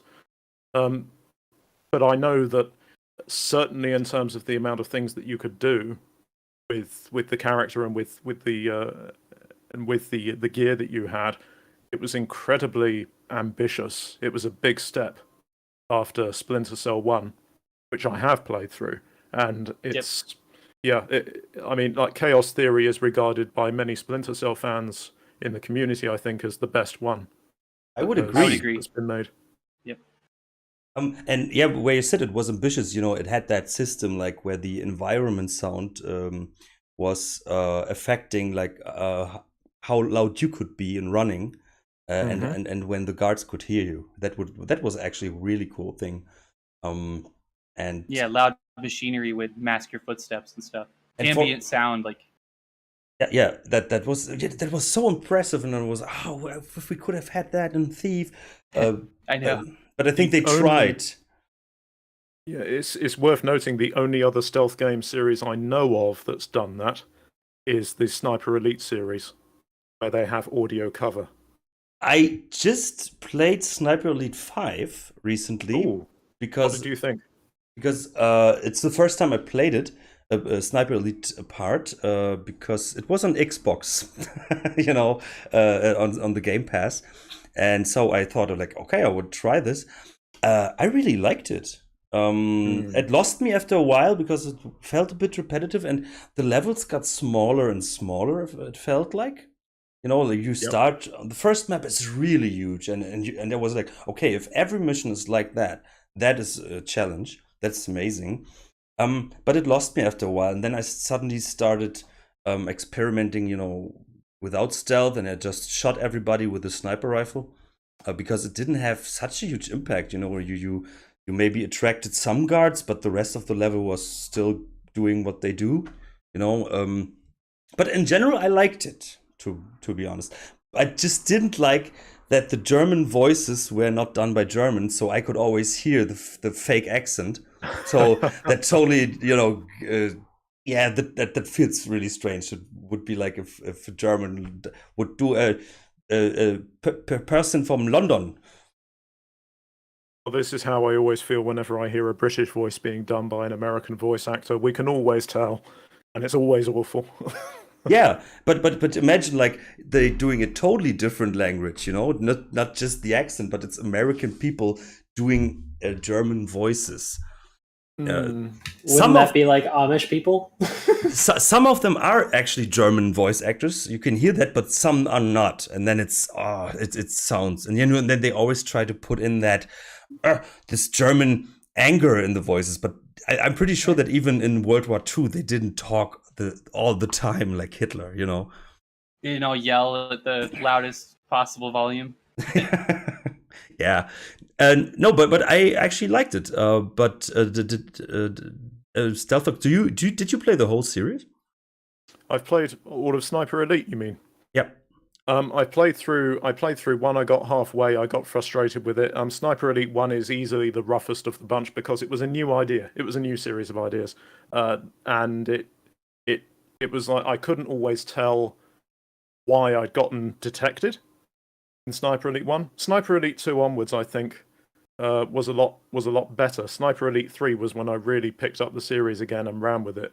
And of course, Sniper Elite 4 has been sitting in my to-do queue for a while because it's just one of those games where I pick up a lot of stealth games. There are so many stealth games out there, guys. Like many of us have no idea how big this genre is. It's and so many of them are indie games. It's worth doing a YouTube channel about stealth games in general, right? Yeah, it might be. There might be a guy who's on that already. Actually, I'm not sure. But a great idea. You should follow that. I should. They'd have to make videos every once in a while, though. It's been a while. Once in a year. And have a Patreon. Oh yes, that too. No, but I'm asking because what I read about Sniper Elite 5 is that it's basically like Sniper Elite 4, which isn't a bad thing, but the new game is not, it's not evolving enough. That's what I read about in reviews and stuff. So is that true?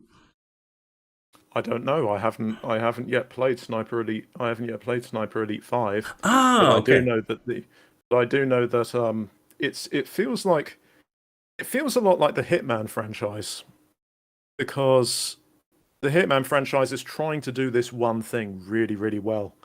And each game you see a little bit of progression to getting that thing, exactly right. That sensation of being a guy who gets into places he shouldn't be without getting detected and just takes out one target.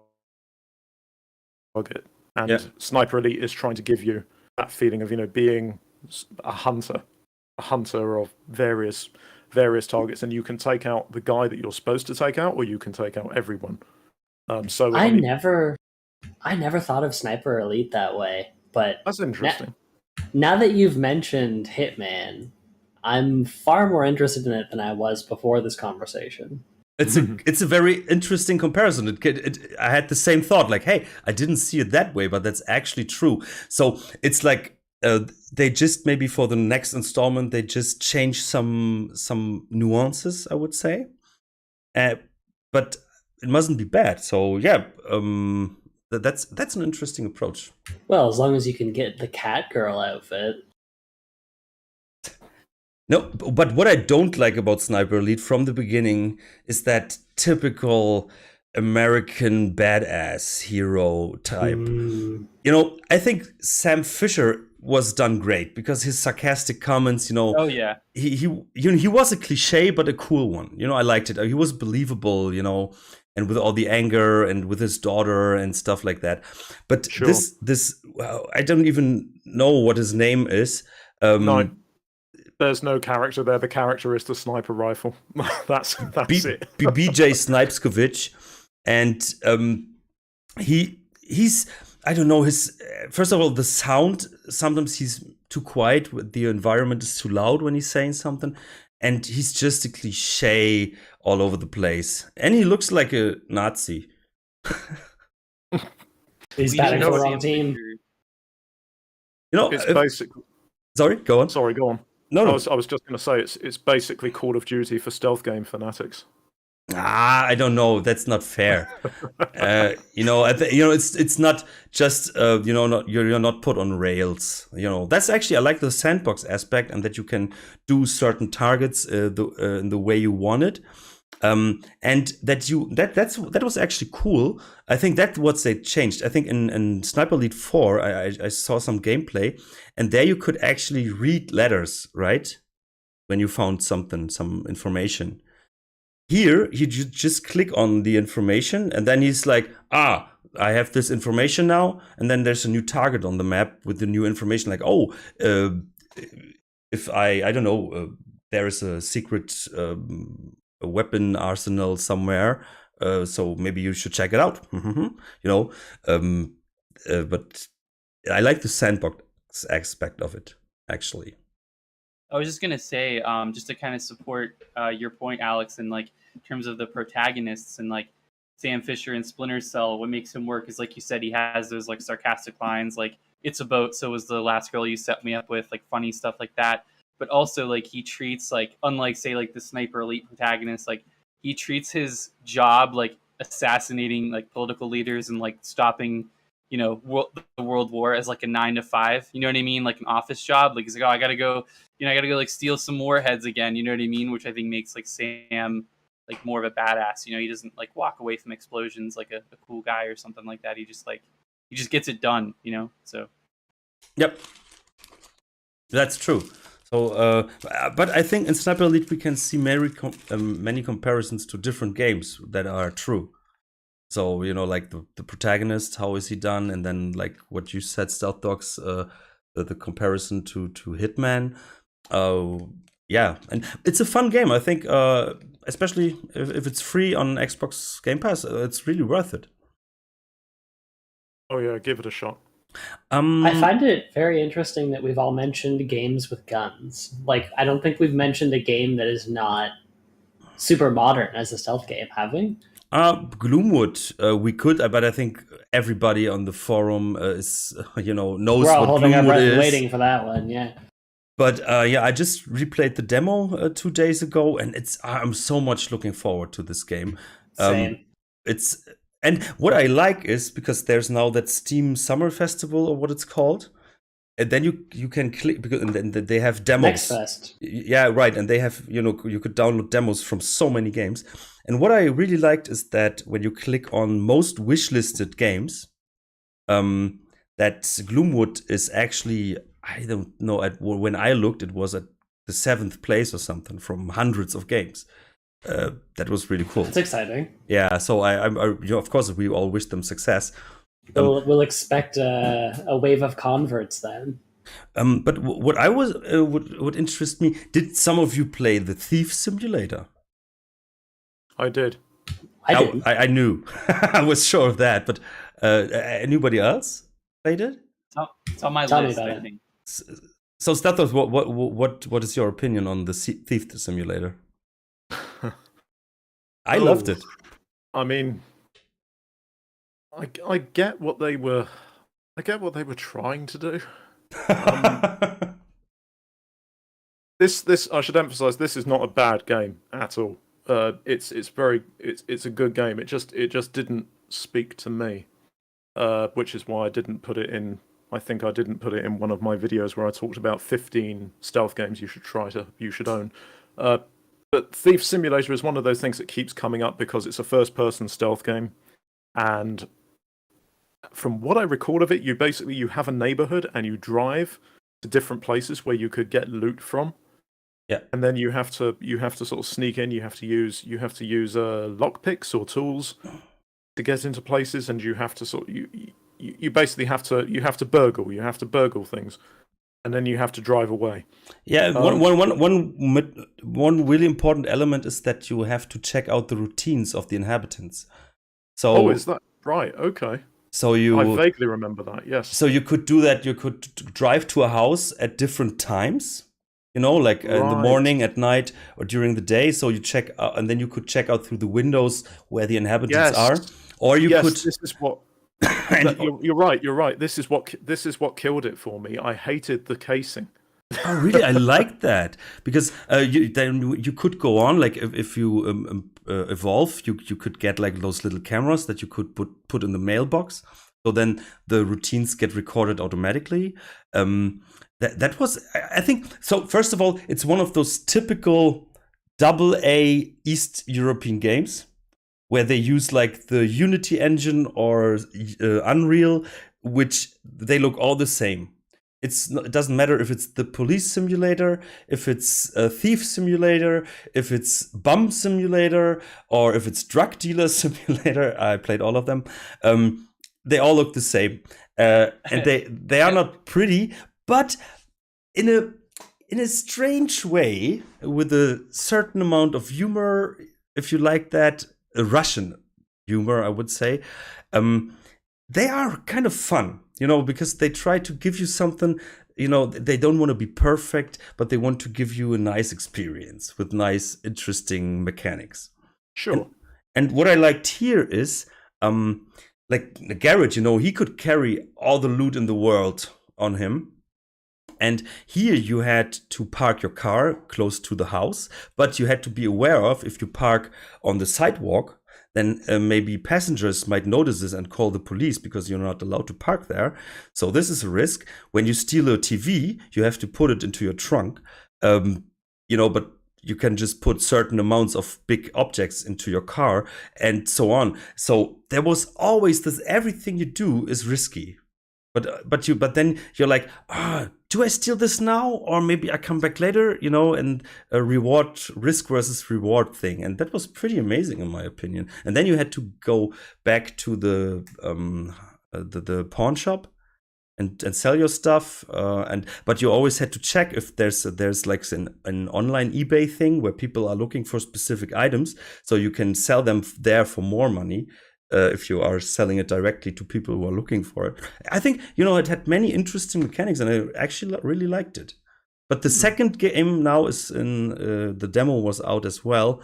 It's done by different people.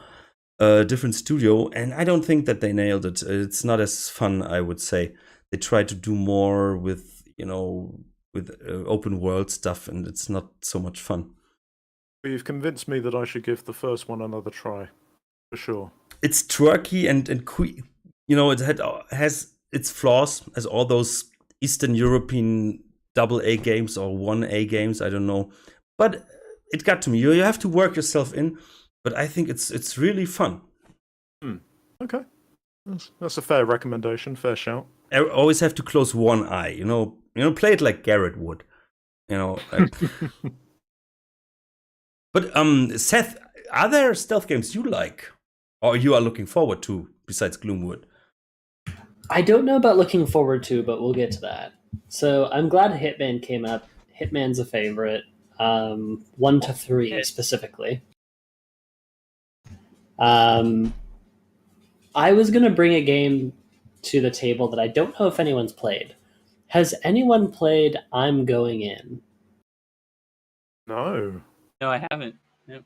Okay. Stealth Dog doesn't know. That's interesting. So please explain what it is. So, I've never heard of it.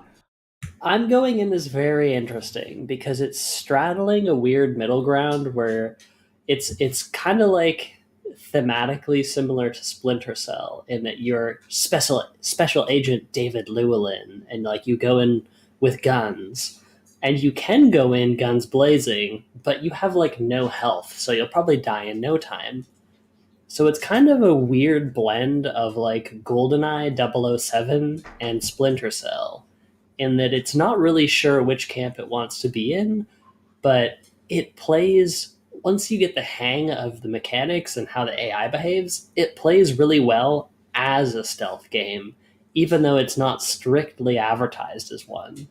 I think the tagline for IGI was think your way in, shoot your way out, which I thought was very interesting. I remember, I've seen, I don't know,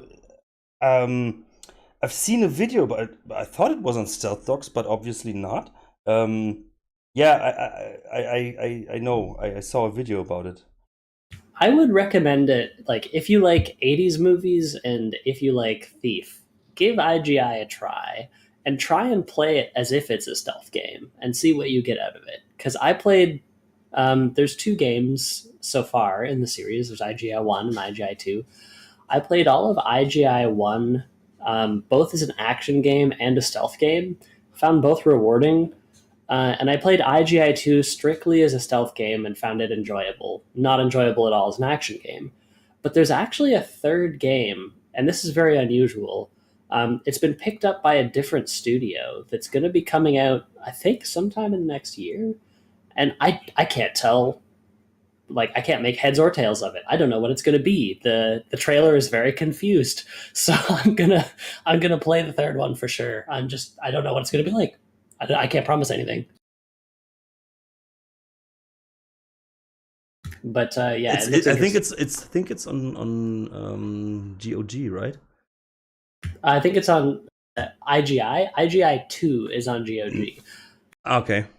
I think IGI 1 is abandonware. Have a look around. There's copies here and there. You'll find one. But IGI 2 is definitely available paid from GOG. IGI 3 is coming out. It's listed on Steam as like an upcoming game. Okay. I'll see if I can find the page and link it. I It would be good if they could re-release it or at least preserve it in some form. I wish. There's another one out there called Stolen, which I never played, but it looked like an interesting attempt, and that was on the PS2, I think. And it's you again, like that one, you can't find it anywhere anymore. It's abandoned, where so much stuff just gets lost to time, doesn't it? It's crazy. Yeah, especially console games are hard to get by nowadays. It's a shame. The new game is called I'm Going In Origins. But That's unofficially, it's such a IGI3. stupid name.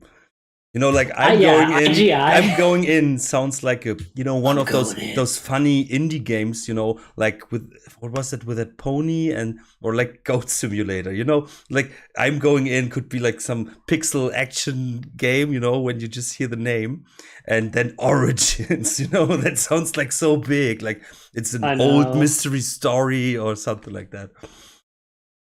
I don't even think that the protagonist of the previous games is going to be in the new game at all. Which is even more interesting since it's called Origins. Yeah. They should have called Goat Simulator 3 Origins. It says in the description for the game, it says that it's a prequel to the 2000s Project IGI. So it's making a direct reference to the first game, completely omitting the second, which I find very interesting. Yeah, it's like the next Thief game should do. Yeah, ignoring the last one. Sure. I think we can all get behind agree on that. Yeah, I just recently tried to give Wildfire a chance again. Oh yes. And it lost me. I don't know. I don't get to it's. I don't know. It's a 2D platformer in pixel optics. It's. I don't know. The mechanics are so. I don't know. It's not satisfying, and I'm sorry because I like the idea of the game, but it loses me. But this time I paid money for it, so they have my money. But at least they deserved every penny of it. Yeah, but it was 50% reduced, so yeah. I missed the title. What's it called? Wildfire. Yeah, I think it's a well-made game. I think it's just not for me. And then I was doing this Steam thing. I was playing the Last Ape game demo, and I didn't know that there was a game released yet last year. Actually, I was surprised by that. And then I figured I don't like stealth games. Oh, this is a real puzzle game.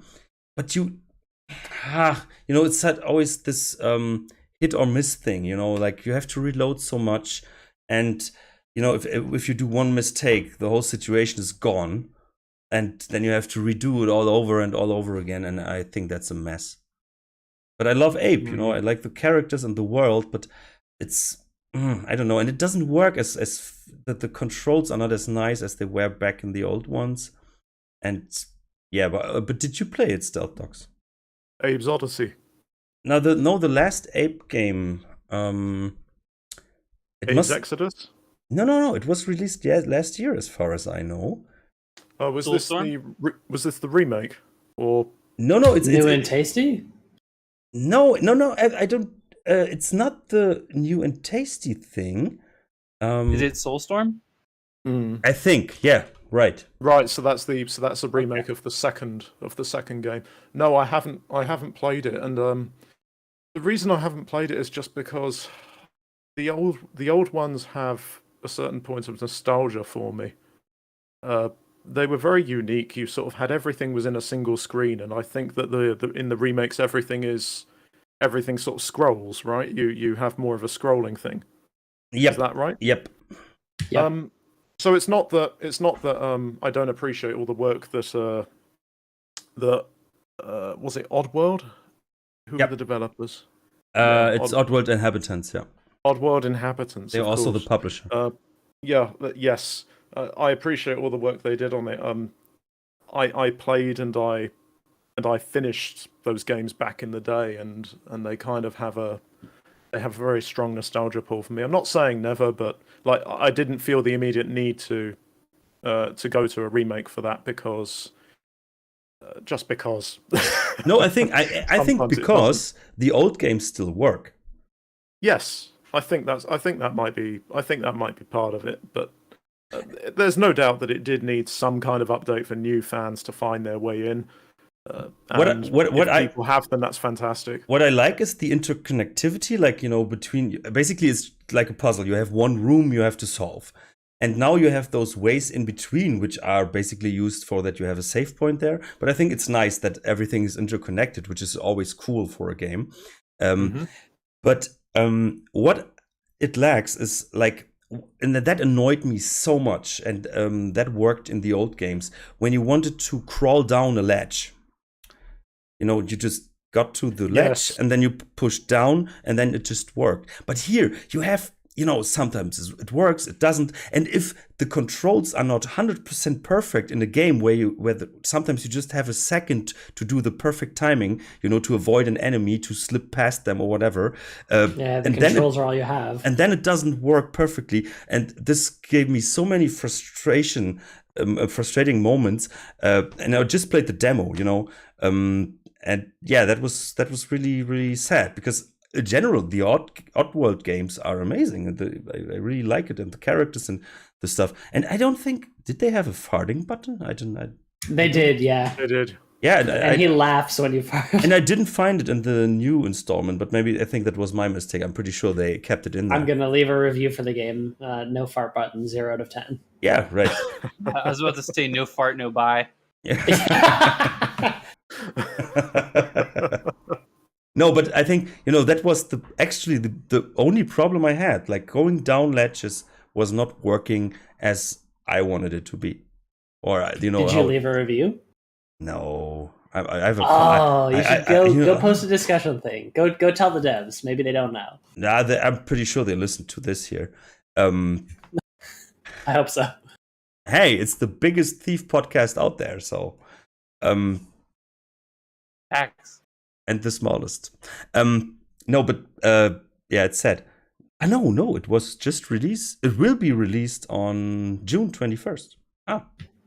It looks interesting to me. I'm gonna check out the demo at the very least, because I like the original Oddworld, and this seems like it's a real nod to the original. So, but I'll give it a shot. But I think it's also missing a bit of the atmosphere, because I think the look of the original ones is just, you know, it's just so unique and a piece of art. And now it's very light. I don't know how the second game was. I didn't have it in my head, but it doesn't have the same charm. And Abe's voice is all the voice acting is so wrong. Oh, I haven't listened to anything because we're doing the podcast, right? So I haven't watched the trailer. You know, I think they tried to, you know, like when the first games released, it was the 90s. So they maybe didn't hire professional voices for everything, you know, so it was just a dev who was put into a booth and then he recorded it. That was fine in the 90s. And I think they tried to recreate that here. But it doesn't work with all those beautiful, amazing cutscenes. You know, then you have this voice. I don't know. It's and Stephen Russell is not in it, so yeah, no Stephen Russell, no buy. Yeah. Well, so I had a question going back a little bit. Seth said earlier that he liked the first 3 Hitman games in particular. You don't like the 4th Hitman game, which is Blood Money, if I'm doing my math right. That is correct. Okay, so I need to hear why you don't like Blood Money. Why are you wrong, Seth? Go ahead. Explain. I played Blood Money forwards and backwards on console. I didn't play it on PC. I did, so I almost 100%ed Blood Money. The problem with Blood Money is that it just feels jank as hell. And I don't think that it lent itself very well to the other games. Like, the other games were more linear than Blood Money was. Blood Money did non-linear Hitman missions quite well, but it also made it so that, like, I could just run through the missions blasting everyone just as easily as I could walking through the missions stealthfully and playing them as intended. That's how I think they were intended.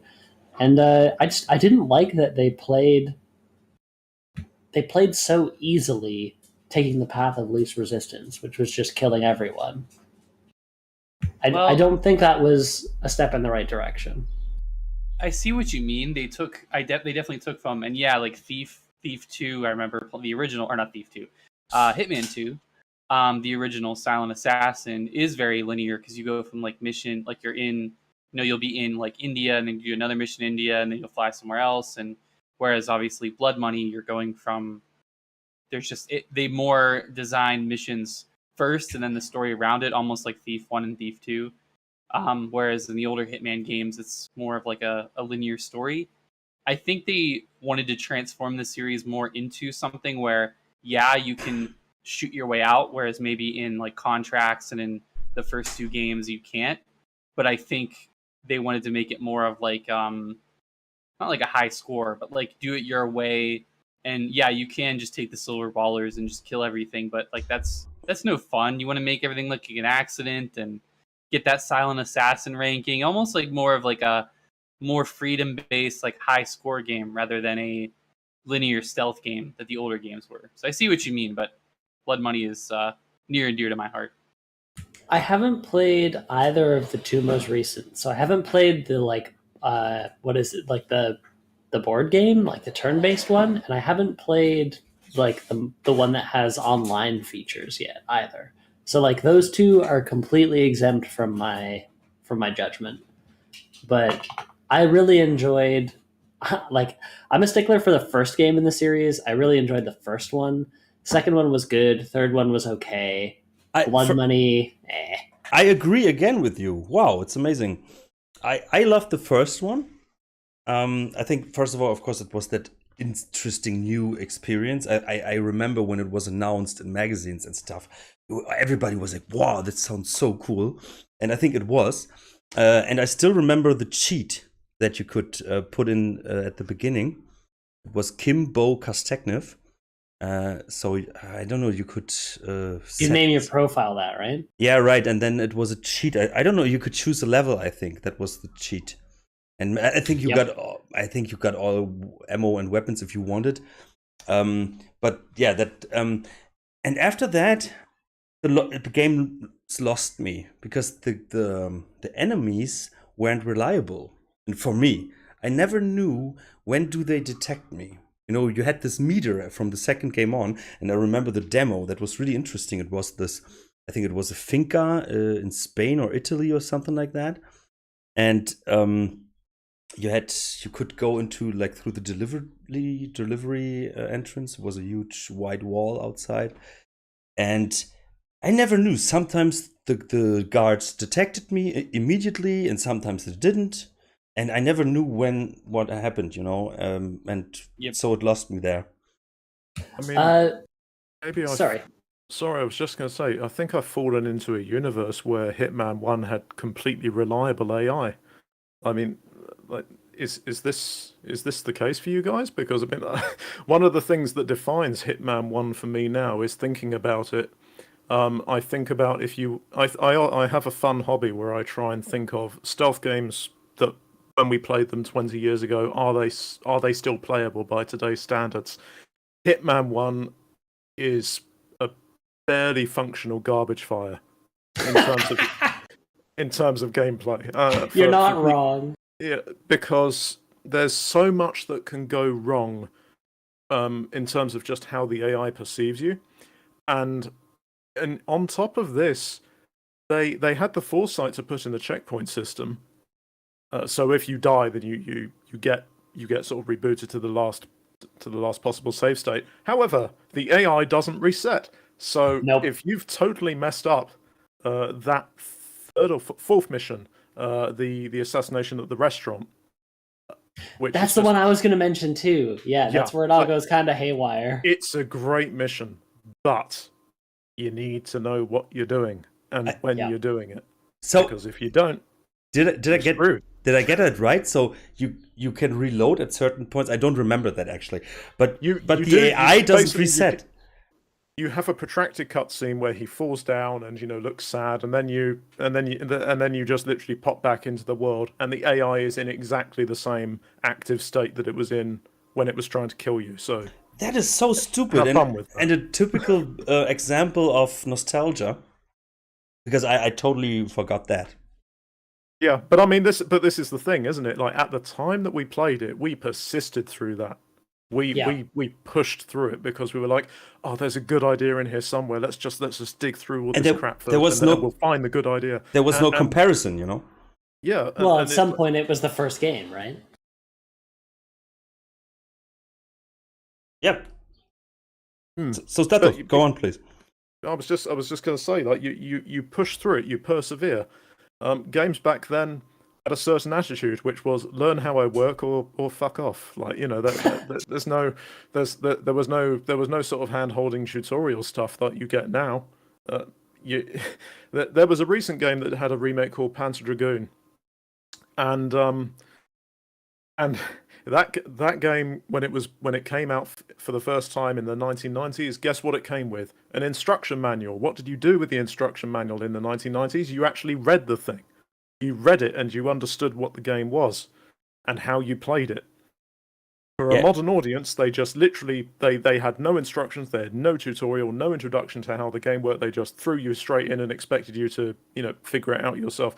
You can't do that with an old style game. Yeah, and that's the problem. We stumbled upon that, I think, when we discussed Thief 1 on the podcast, where I was making fun of there was an Ramirez mission where there was an instruction to the lockpicks in game. And then later we assumed, okay, this is maybe after the fan patches, they put it in there. And then someone in the comments said, and he was totally right, like, yeah, but when you played Thief 1, the original, you actually read the manual before. Which, of course, you don't have now when you download it on Steam. I don't know if there's a PDF file or something. You can from GOG, I think. I think GOG GOG. has the originals, yeah. But still, it's doing that is a different thing. Like your mom took you to the store, and on the way back in the car, you already unpacked the thing and read the manual excitedly. So you already got familiar with the mechanics. And that was a good point, actually. Yeah. This is it. We consume the media in a totally different way. And in terms of media consumption, Hitman 1 is like indigestible as it exists right now. They would have to remake that game and remake it with modern mechanics. Oh, hey, look, they already did that, and they put online functionality into it too, which I think was something of a contentious point with a lot of Hitman fans, because I think that the idea is when the servers go down, the game will kind of stop working. I don't think so. It's a longevity issue. Yeah, but there's certainly that element to it now, which I think is a bit dodgy. But what I wanted to add is because you said like we just worked with the game, and the game told us, I work like that, you have to handle me or shut up. What I just experienced, because I played, I think, at least 25 demos from that Steam Summer Next Fest. And I was annoyed in almost every game that the tutorial is, first of all, the first 50 minutes is just text boxes, like boom, boom, boom, and like basics, like press A to jump and stuff like that. And I was so annoyed by that. I was like, I will figure it out, somehow, or, tell me later, make it interesting. But not put like the first level, just a thing to click and read. And I think for me that was totally annoying. And I think that we are at a point where it's a bit too much for players to, hand holding them. Sorry, go on. ahead, Self. No, go ahead, Self. I was just going to say, like, now you have what I think Mark Brown described as the silent tutorial, which is where you're playing the thing and you're learning how it works, but you don't. It's not an active experience; it's a passive experience where the game is teaching you something. Yeah, like Super Mario Bros. Already did that in the 80s. Sure. That's true. Yeah, it's not a new concept. But like every fucking strategy game still wants to tell me, like, scroll the wheel to zoom in and out. Yeah. Yeah, and So- it put the cursor on the borders.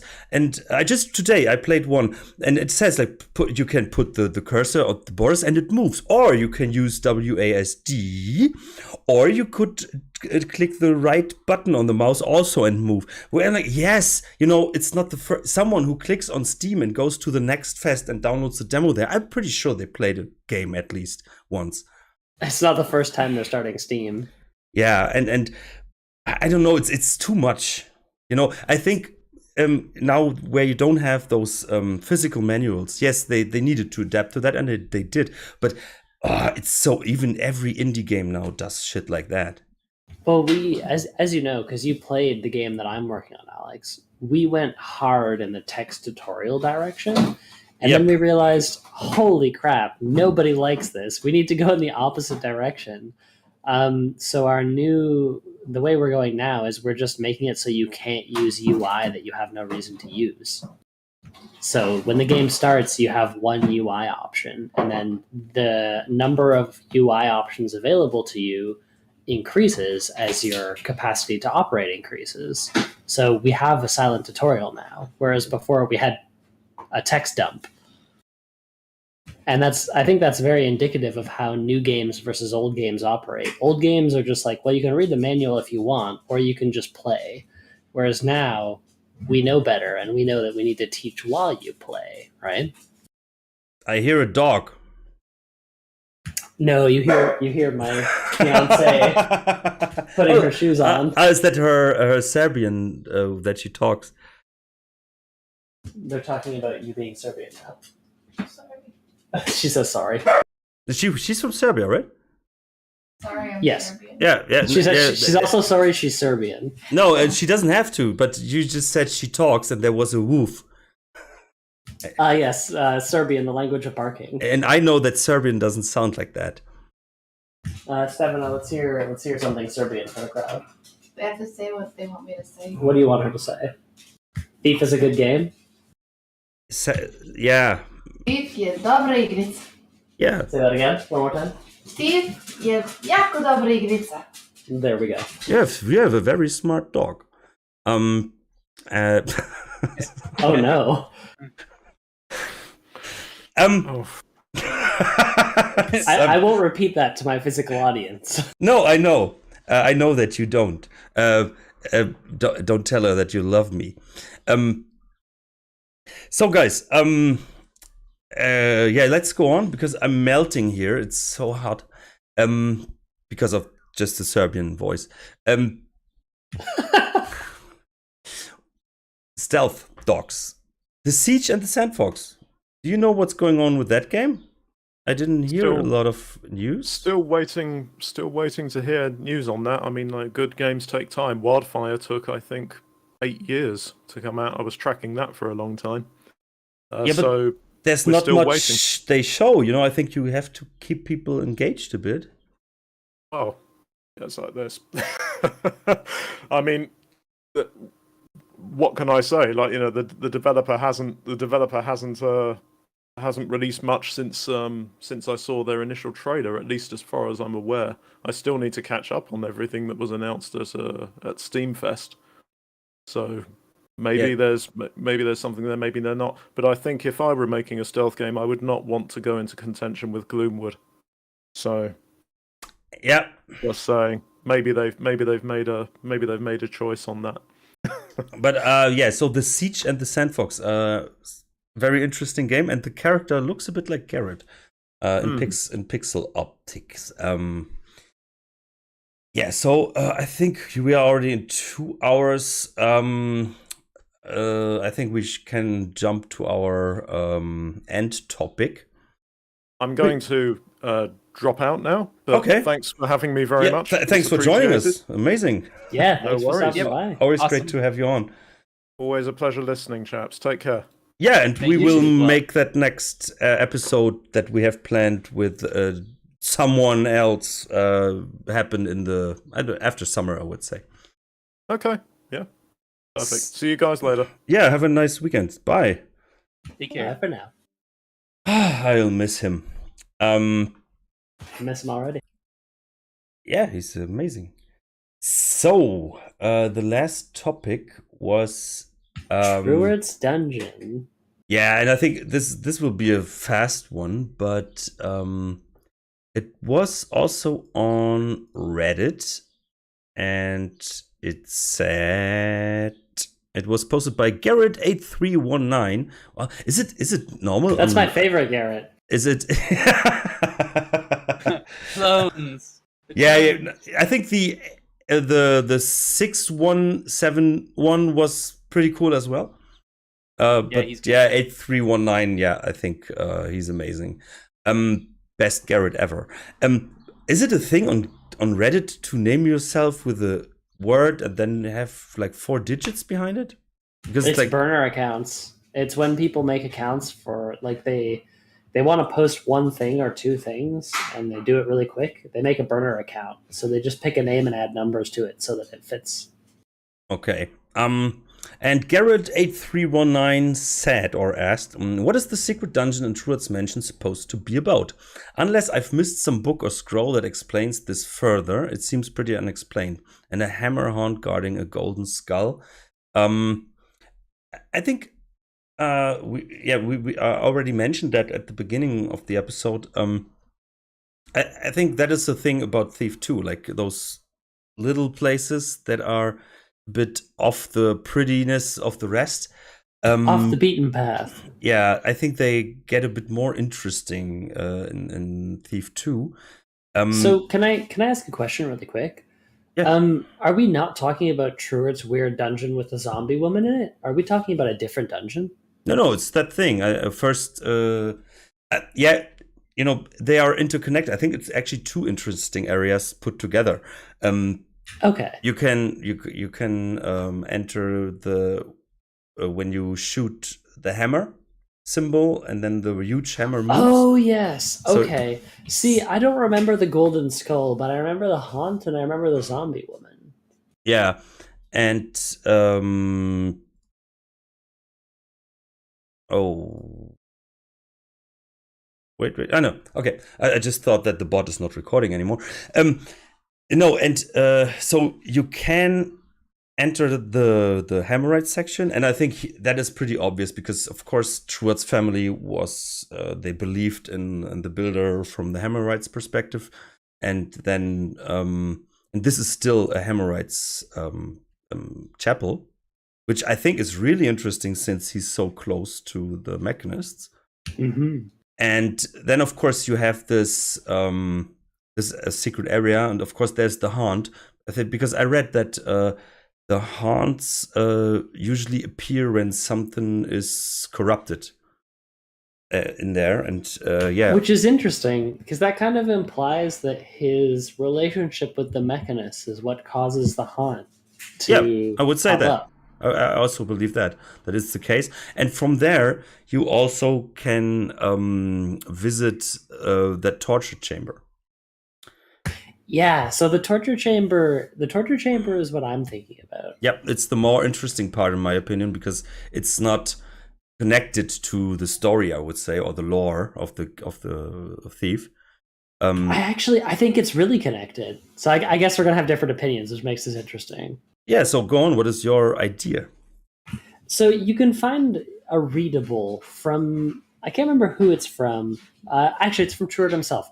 So he's talking as Norman Truart. Ah, yeah, And that creative name. A very special name, yes. Close Like to something I would probably come up with myself. Sake bad and Yes, exactly. Just like the most unsubtle, like disguise the impossible. Like Indeed, yeah, rubber just put nose. some glass. Just put rubber nose and some glasses. He's a different person. it's like Marshall Grudge glasses. outside Yeah, outside at least. Yeah, the other Thief podcast. So I'll be, yeah. When I was not reading- a thief podcast. That's the name. when I was there's this thing from Norman Truart, and it's addressed to, I can't remember what her name is, but it's Madam something. And as far as I understand, Truart is rounding up people who he sees as criminal, people who he sees as like lesser than, and he's turning them over to the mechanists in a partnership scheme where he gets support from the mechanists, and they don't prevent his city watch from having power, so he gets power out of the deal, and the mechanists get fodder for their servant program, because unbeknownst to Truart, at least at the time that I think that he wrote this, they're turning people into servants.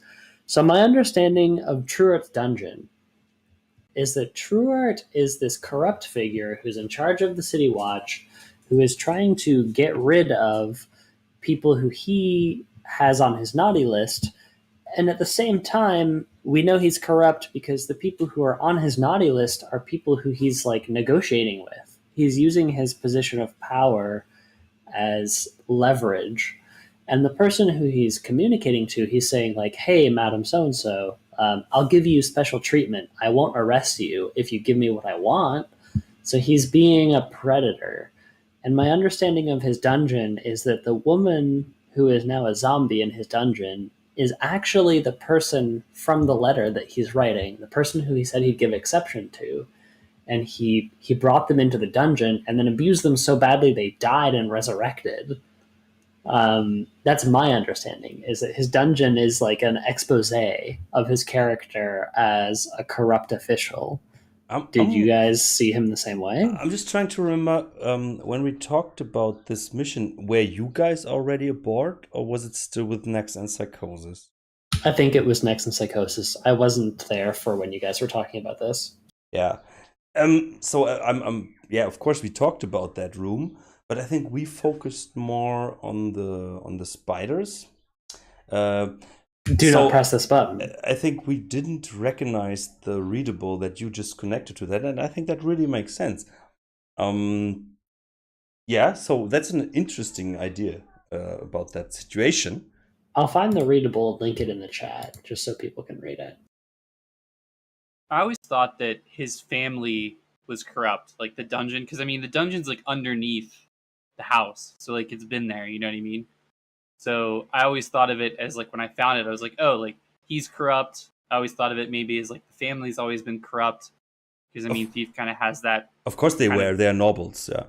Yeah, exactly. Classic. You're exactly right. That theme of, you know, the corrupt nobility and like the apple doesn't fall far from the tree kind of thing. So that's kind of how I viewed it. It's just like his parents or his grandparents were corrupt, and you know they needed a dungeon to take away undesirables and stuff like that, and he's just converted his needs for the whole mechanist Hammerite conflict. So that's how I viewed it. But what is your explanation, guys, for the spiders? Because there's of course this button that says do not press. Do not press, and of course you do.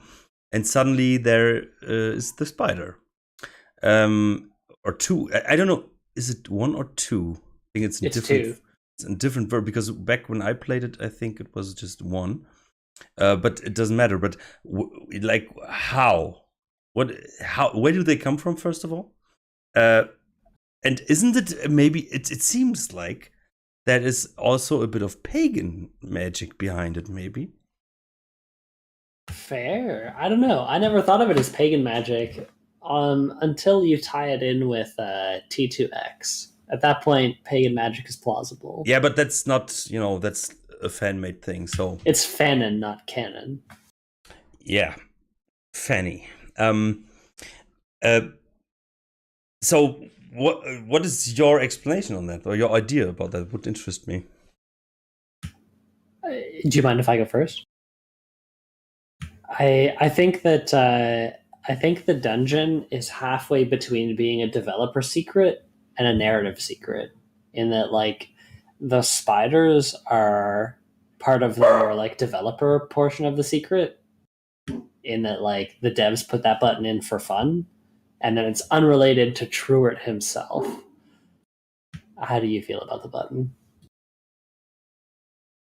Jake? Yeah, I don't know. I didn't really think about it too much. I mean, of course I know it's there, but I never thought about, where do the spiders come from? I mean, what if there was a twist? And I know that maybe some fan missions take off from this, but what if like his family was like pagans that converted to being Hammerites or mechanists or something? That would be interesting. But what I could imagine is, and that would be really interesting, if maybe not Truart himself, but maybe his family long ago maybe had connections to the pagans. But Emino just wrote, there's an eerie atmosphere surrounding Truarts Mansion for sure. I absolutely loved robbing these little houses and discovering the pagan assassin and the cemetery. Thief 2 is a story of people who love progress and technology trying to hide supernatural, obscure, and irrational elements of the world. That's why these rare, odd places are so precious. And yeah, that's what I was going. Like, you know, maybe there were connections to the pagans somehow. I think because I don't know how you guys see it, but I would see the spiders as pagan-esque creatures. I don't know. The game dev in me just sees them as a consequence of the button, not necessarily as strictly pagan. But I can get behind what you're saying. You're saying like the spiders as spiders. Spiders being I could imagine like part of the pagan purview. Pagans would befriend with spiders and or maybe have would use them, and don't you get the spider eggs actually in pagan areas? Frog eggs. Ah, yeah, right. No, spider eggs were made in fan missions later. Yeah. So yeah, I think it's like, and that is all actually something I really like about that idea. Like, there's this Hammerite cathedral in the building of the guy that works really close with the mechanists, and maybe his family also has a connection to pagans or had, like everything in one place, like and nothing should be together. That's just my idea. Never the two shall meet. Yeah, but like, even, what if, like, Karras would hate it to still have that Hammerites church there, but if he would find out that there's maybe some pagan connection, one level deeper, yeah, but that's just my 2 cents on that. That actually is a good idea, Alex. That reminds me of like maybe a good idea for a fan mission, and there's so many, so correct me if this is one, but in a state or maybe like a large area where the family or the people are kind of torn between like pagans and Hammerites.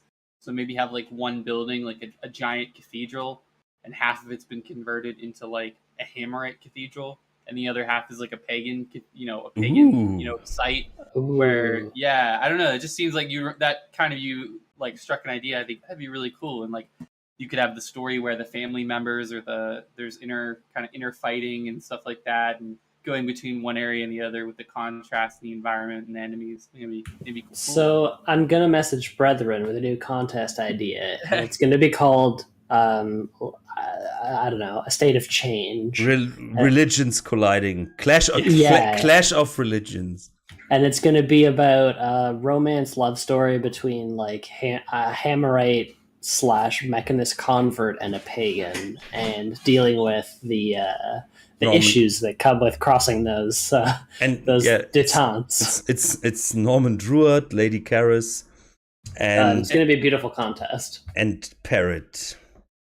I think that would be good, and of course, there's nothing that brings everybody together more than religious fighting. We know that's a really uniting topic, of course. I would say that Brethren should redirect the ongoing contest and inform everybody that is taking part. Like, guys, change it, go back.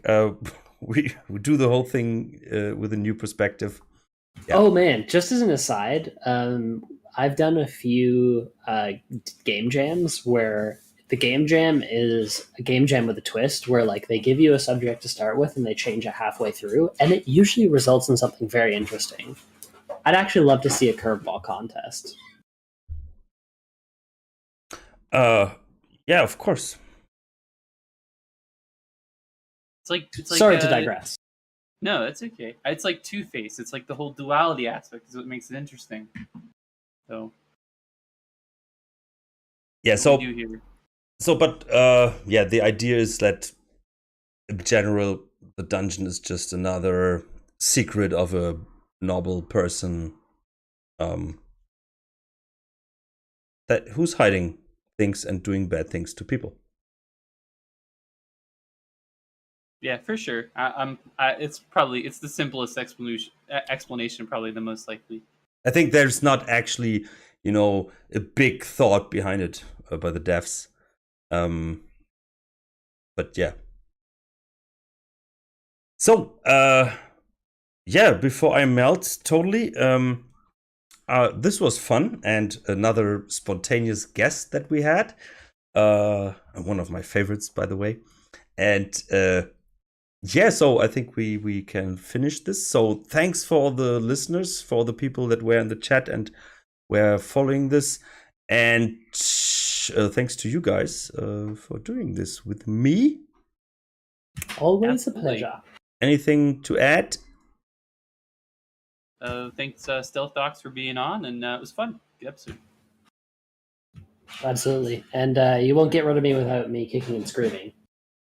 Yeah, and we had your fiancée on in voice. Special guest. Now she's famous. Aye. So see you around, guys. Bye. They take all this stuff way too seriously.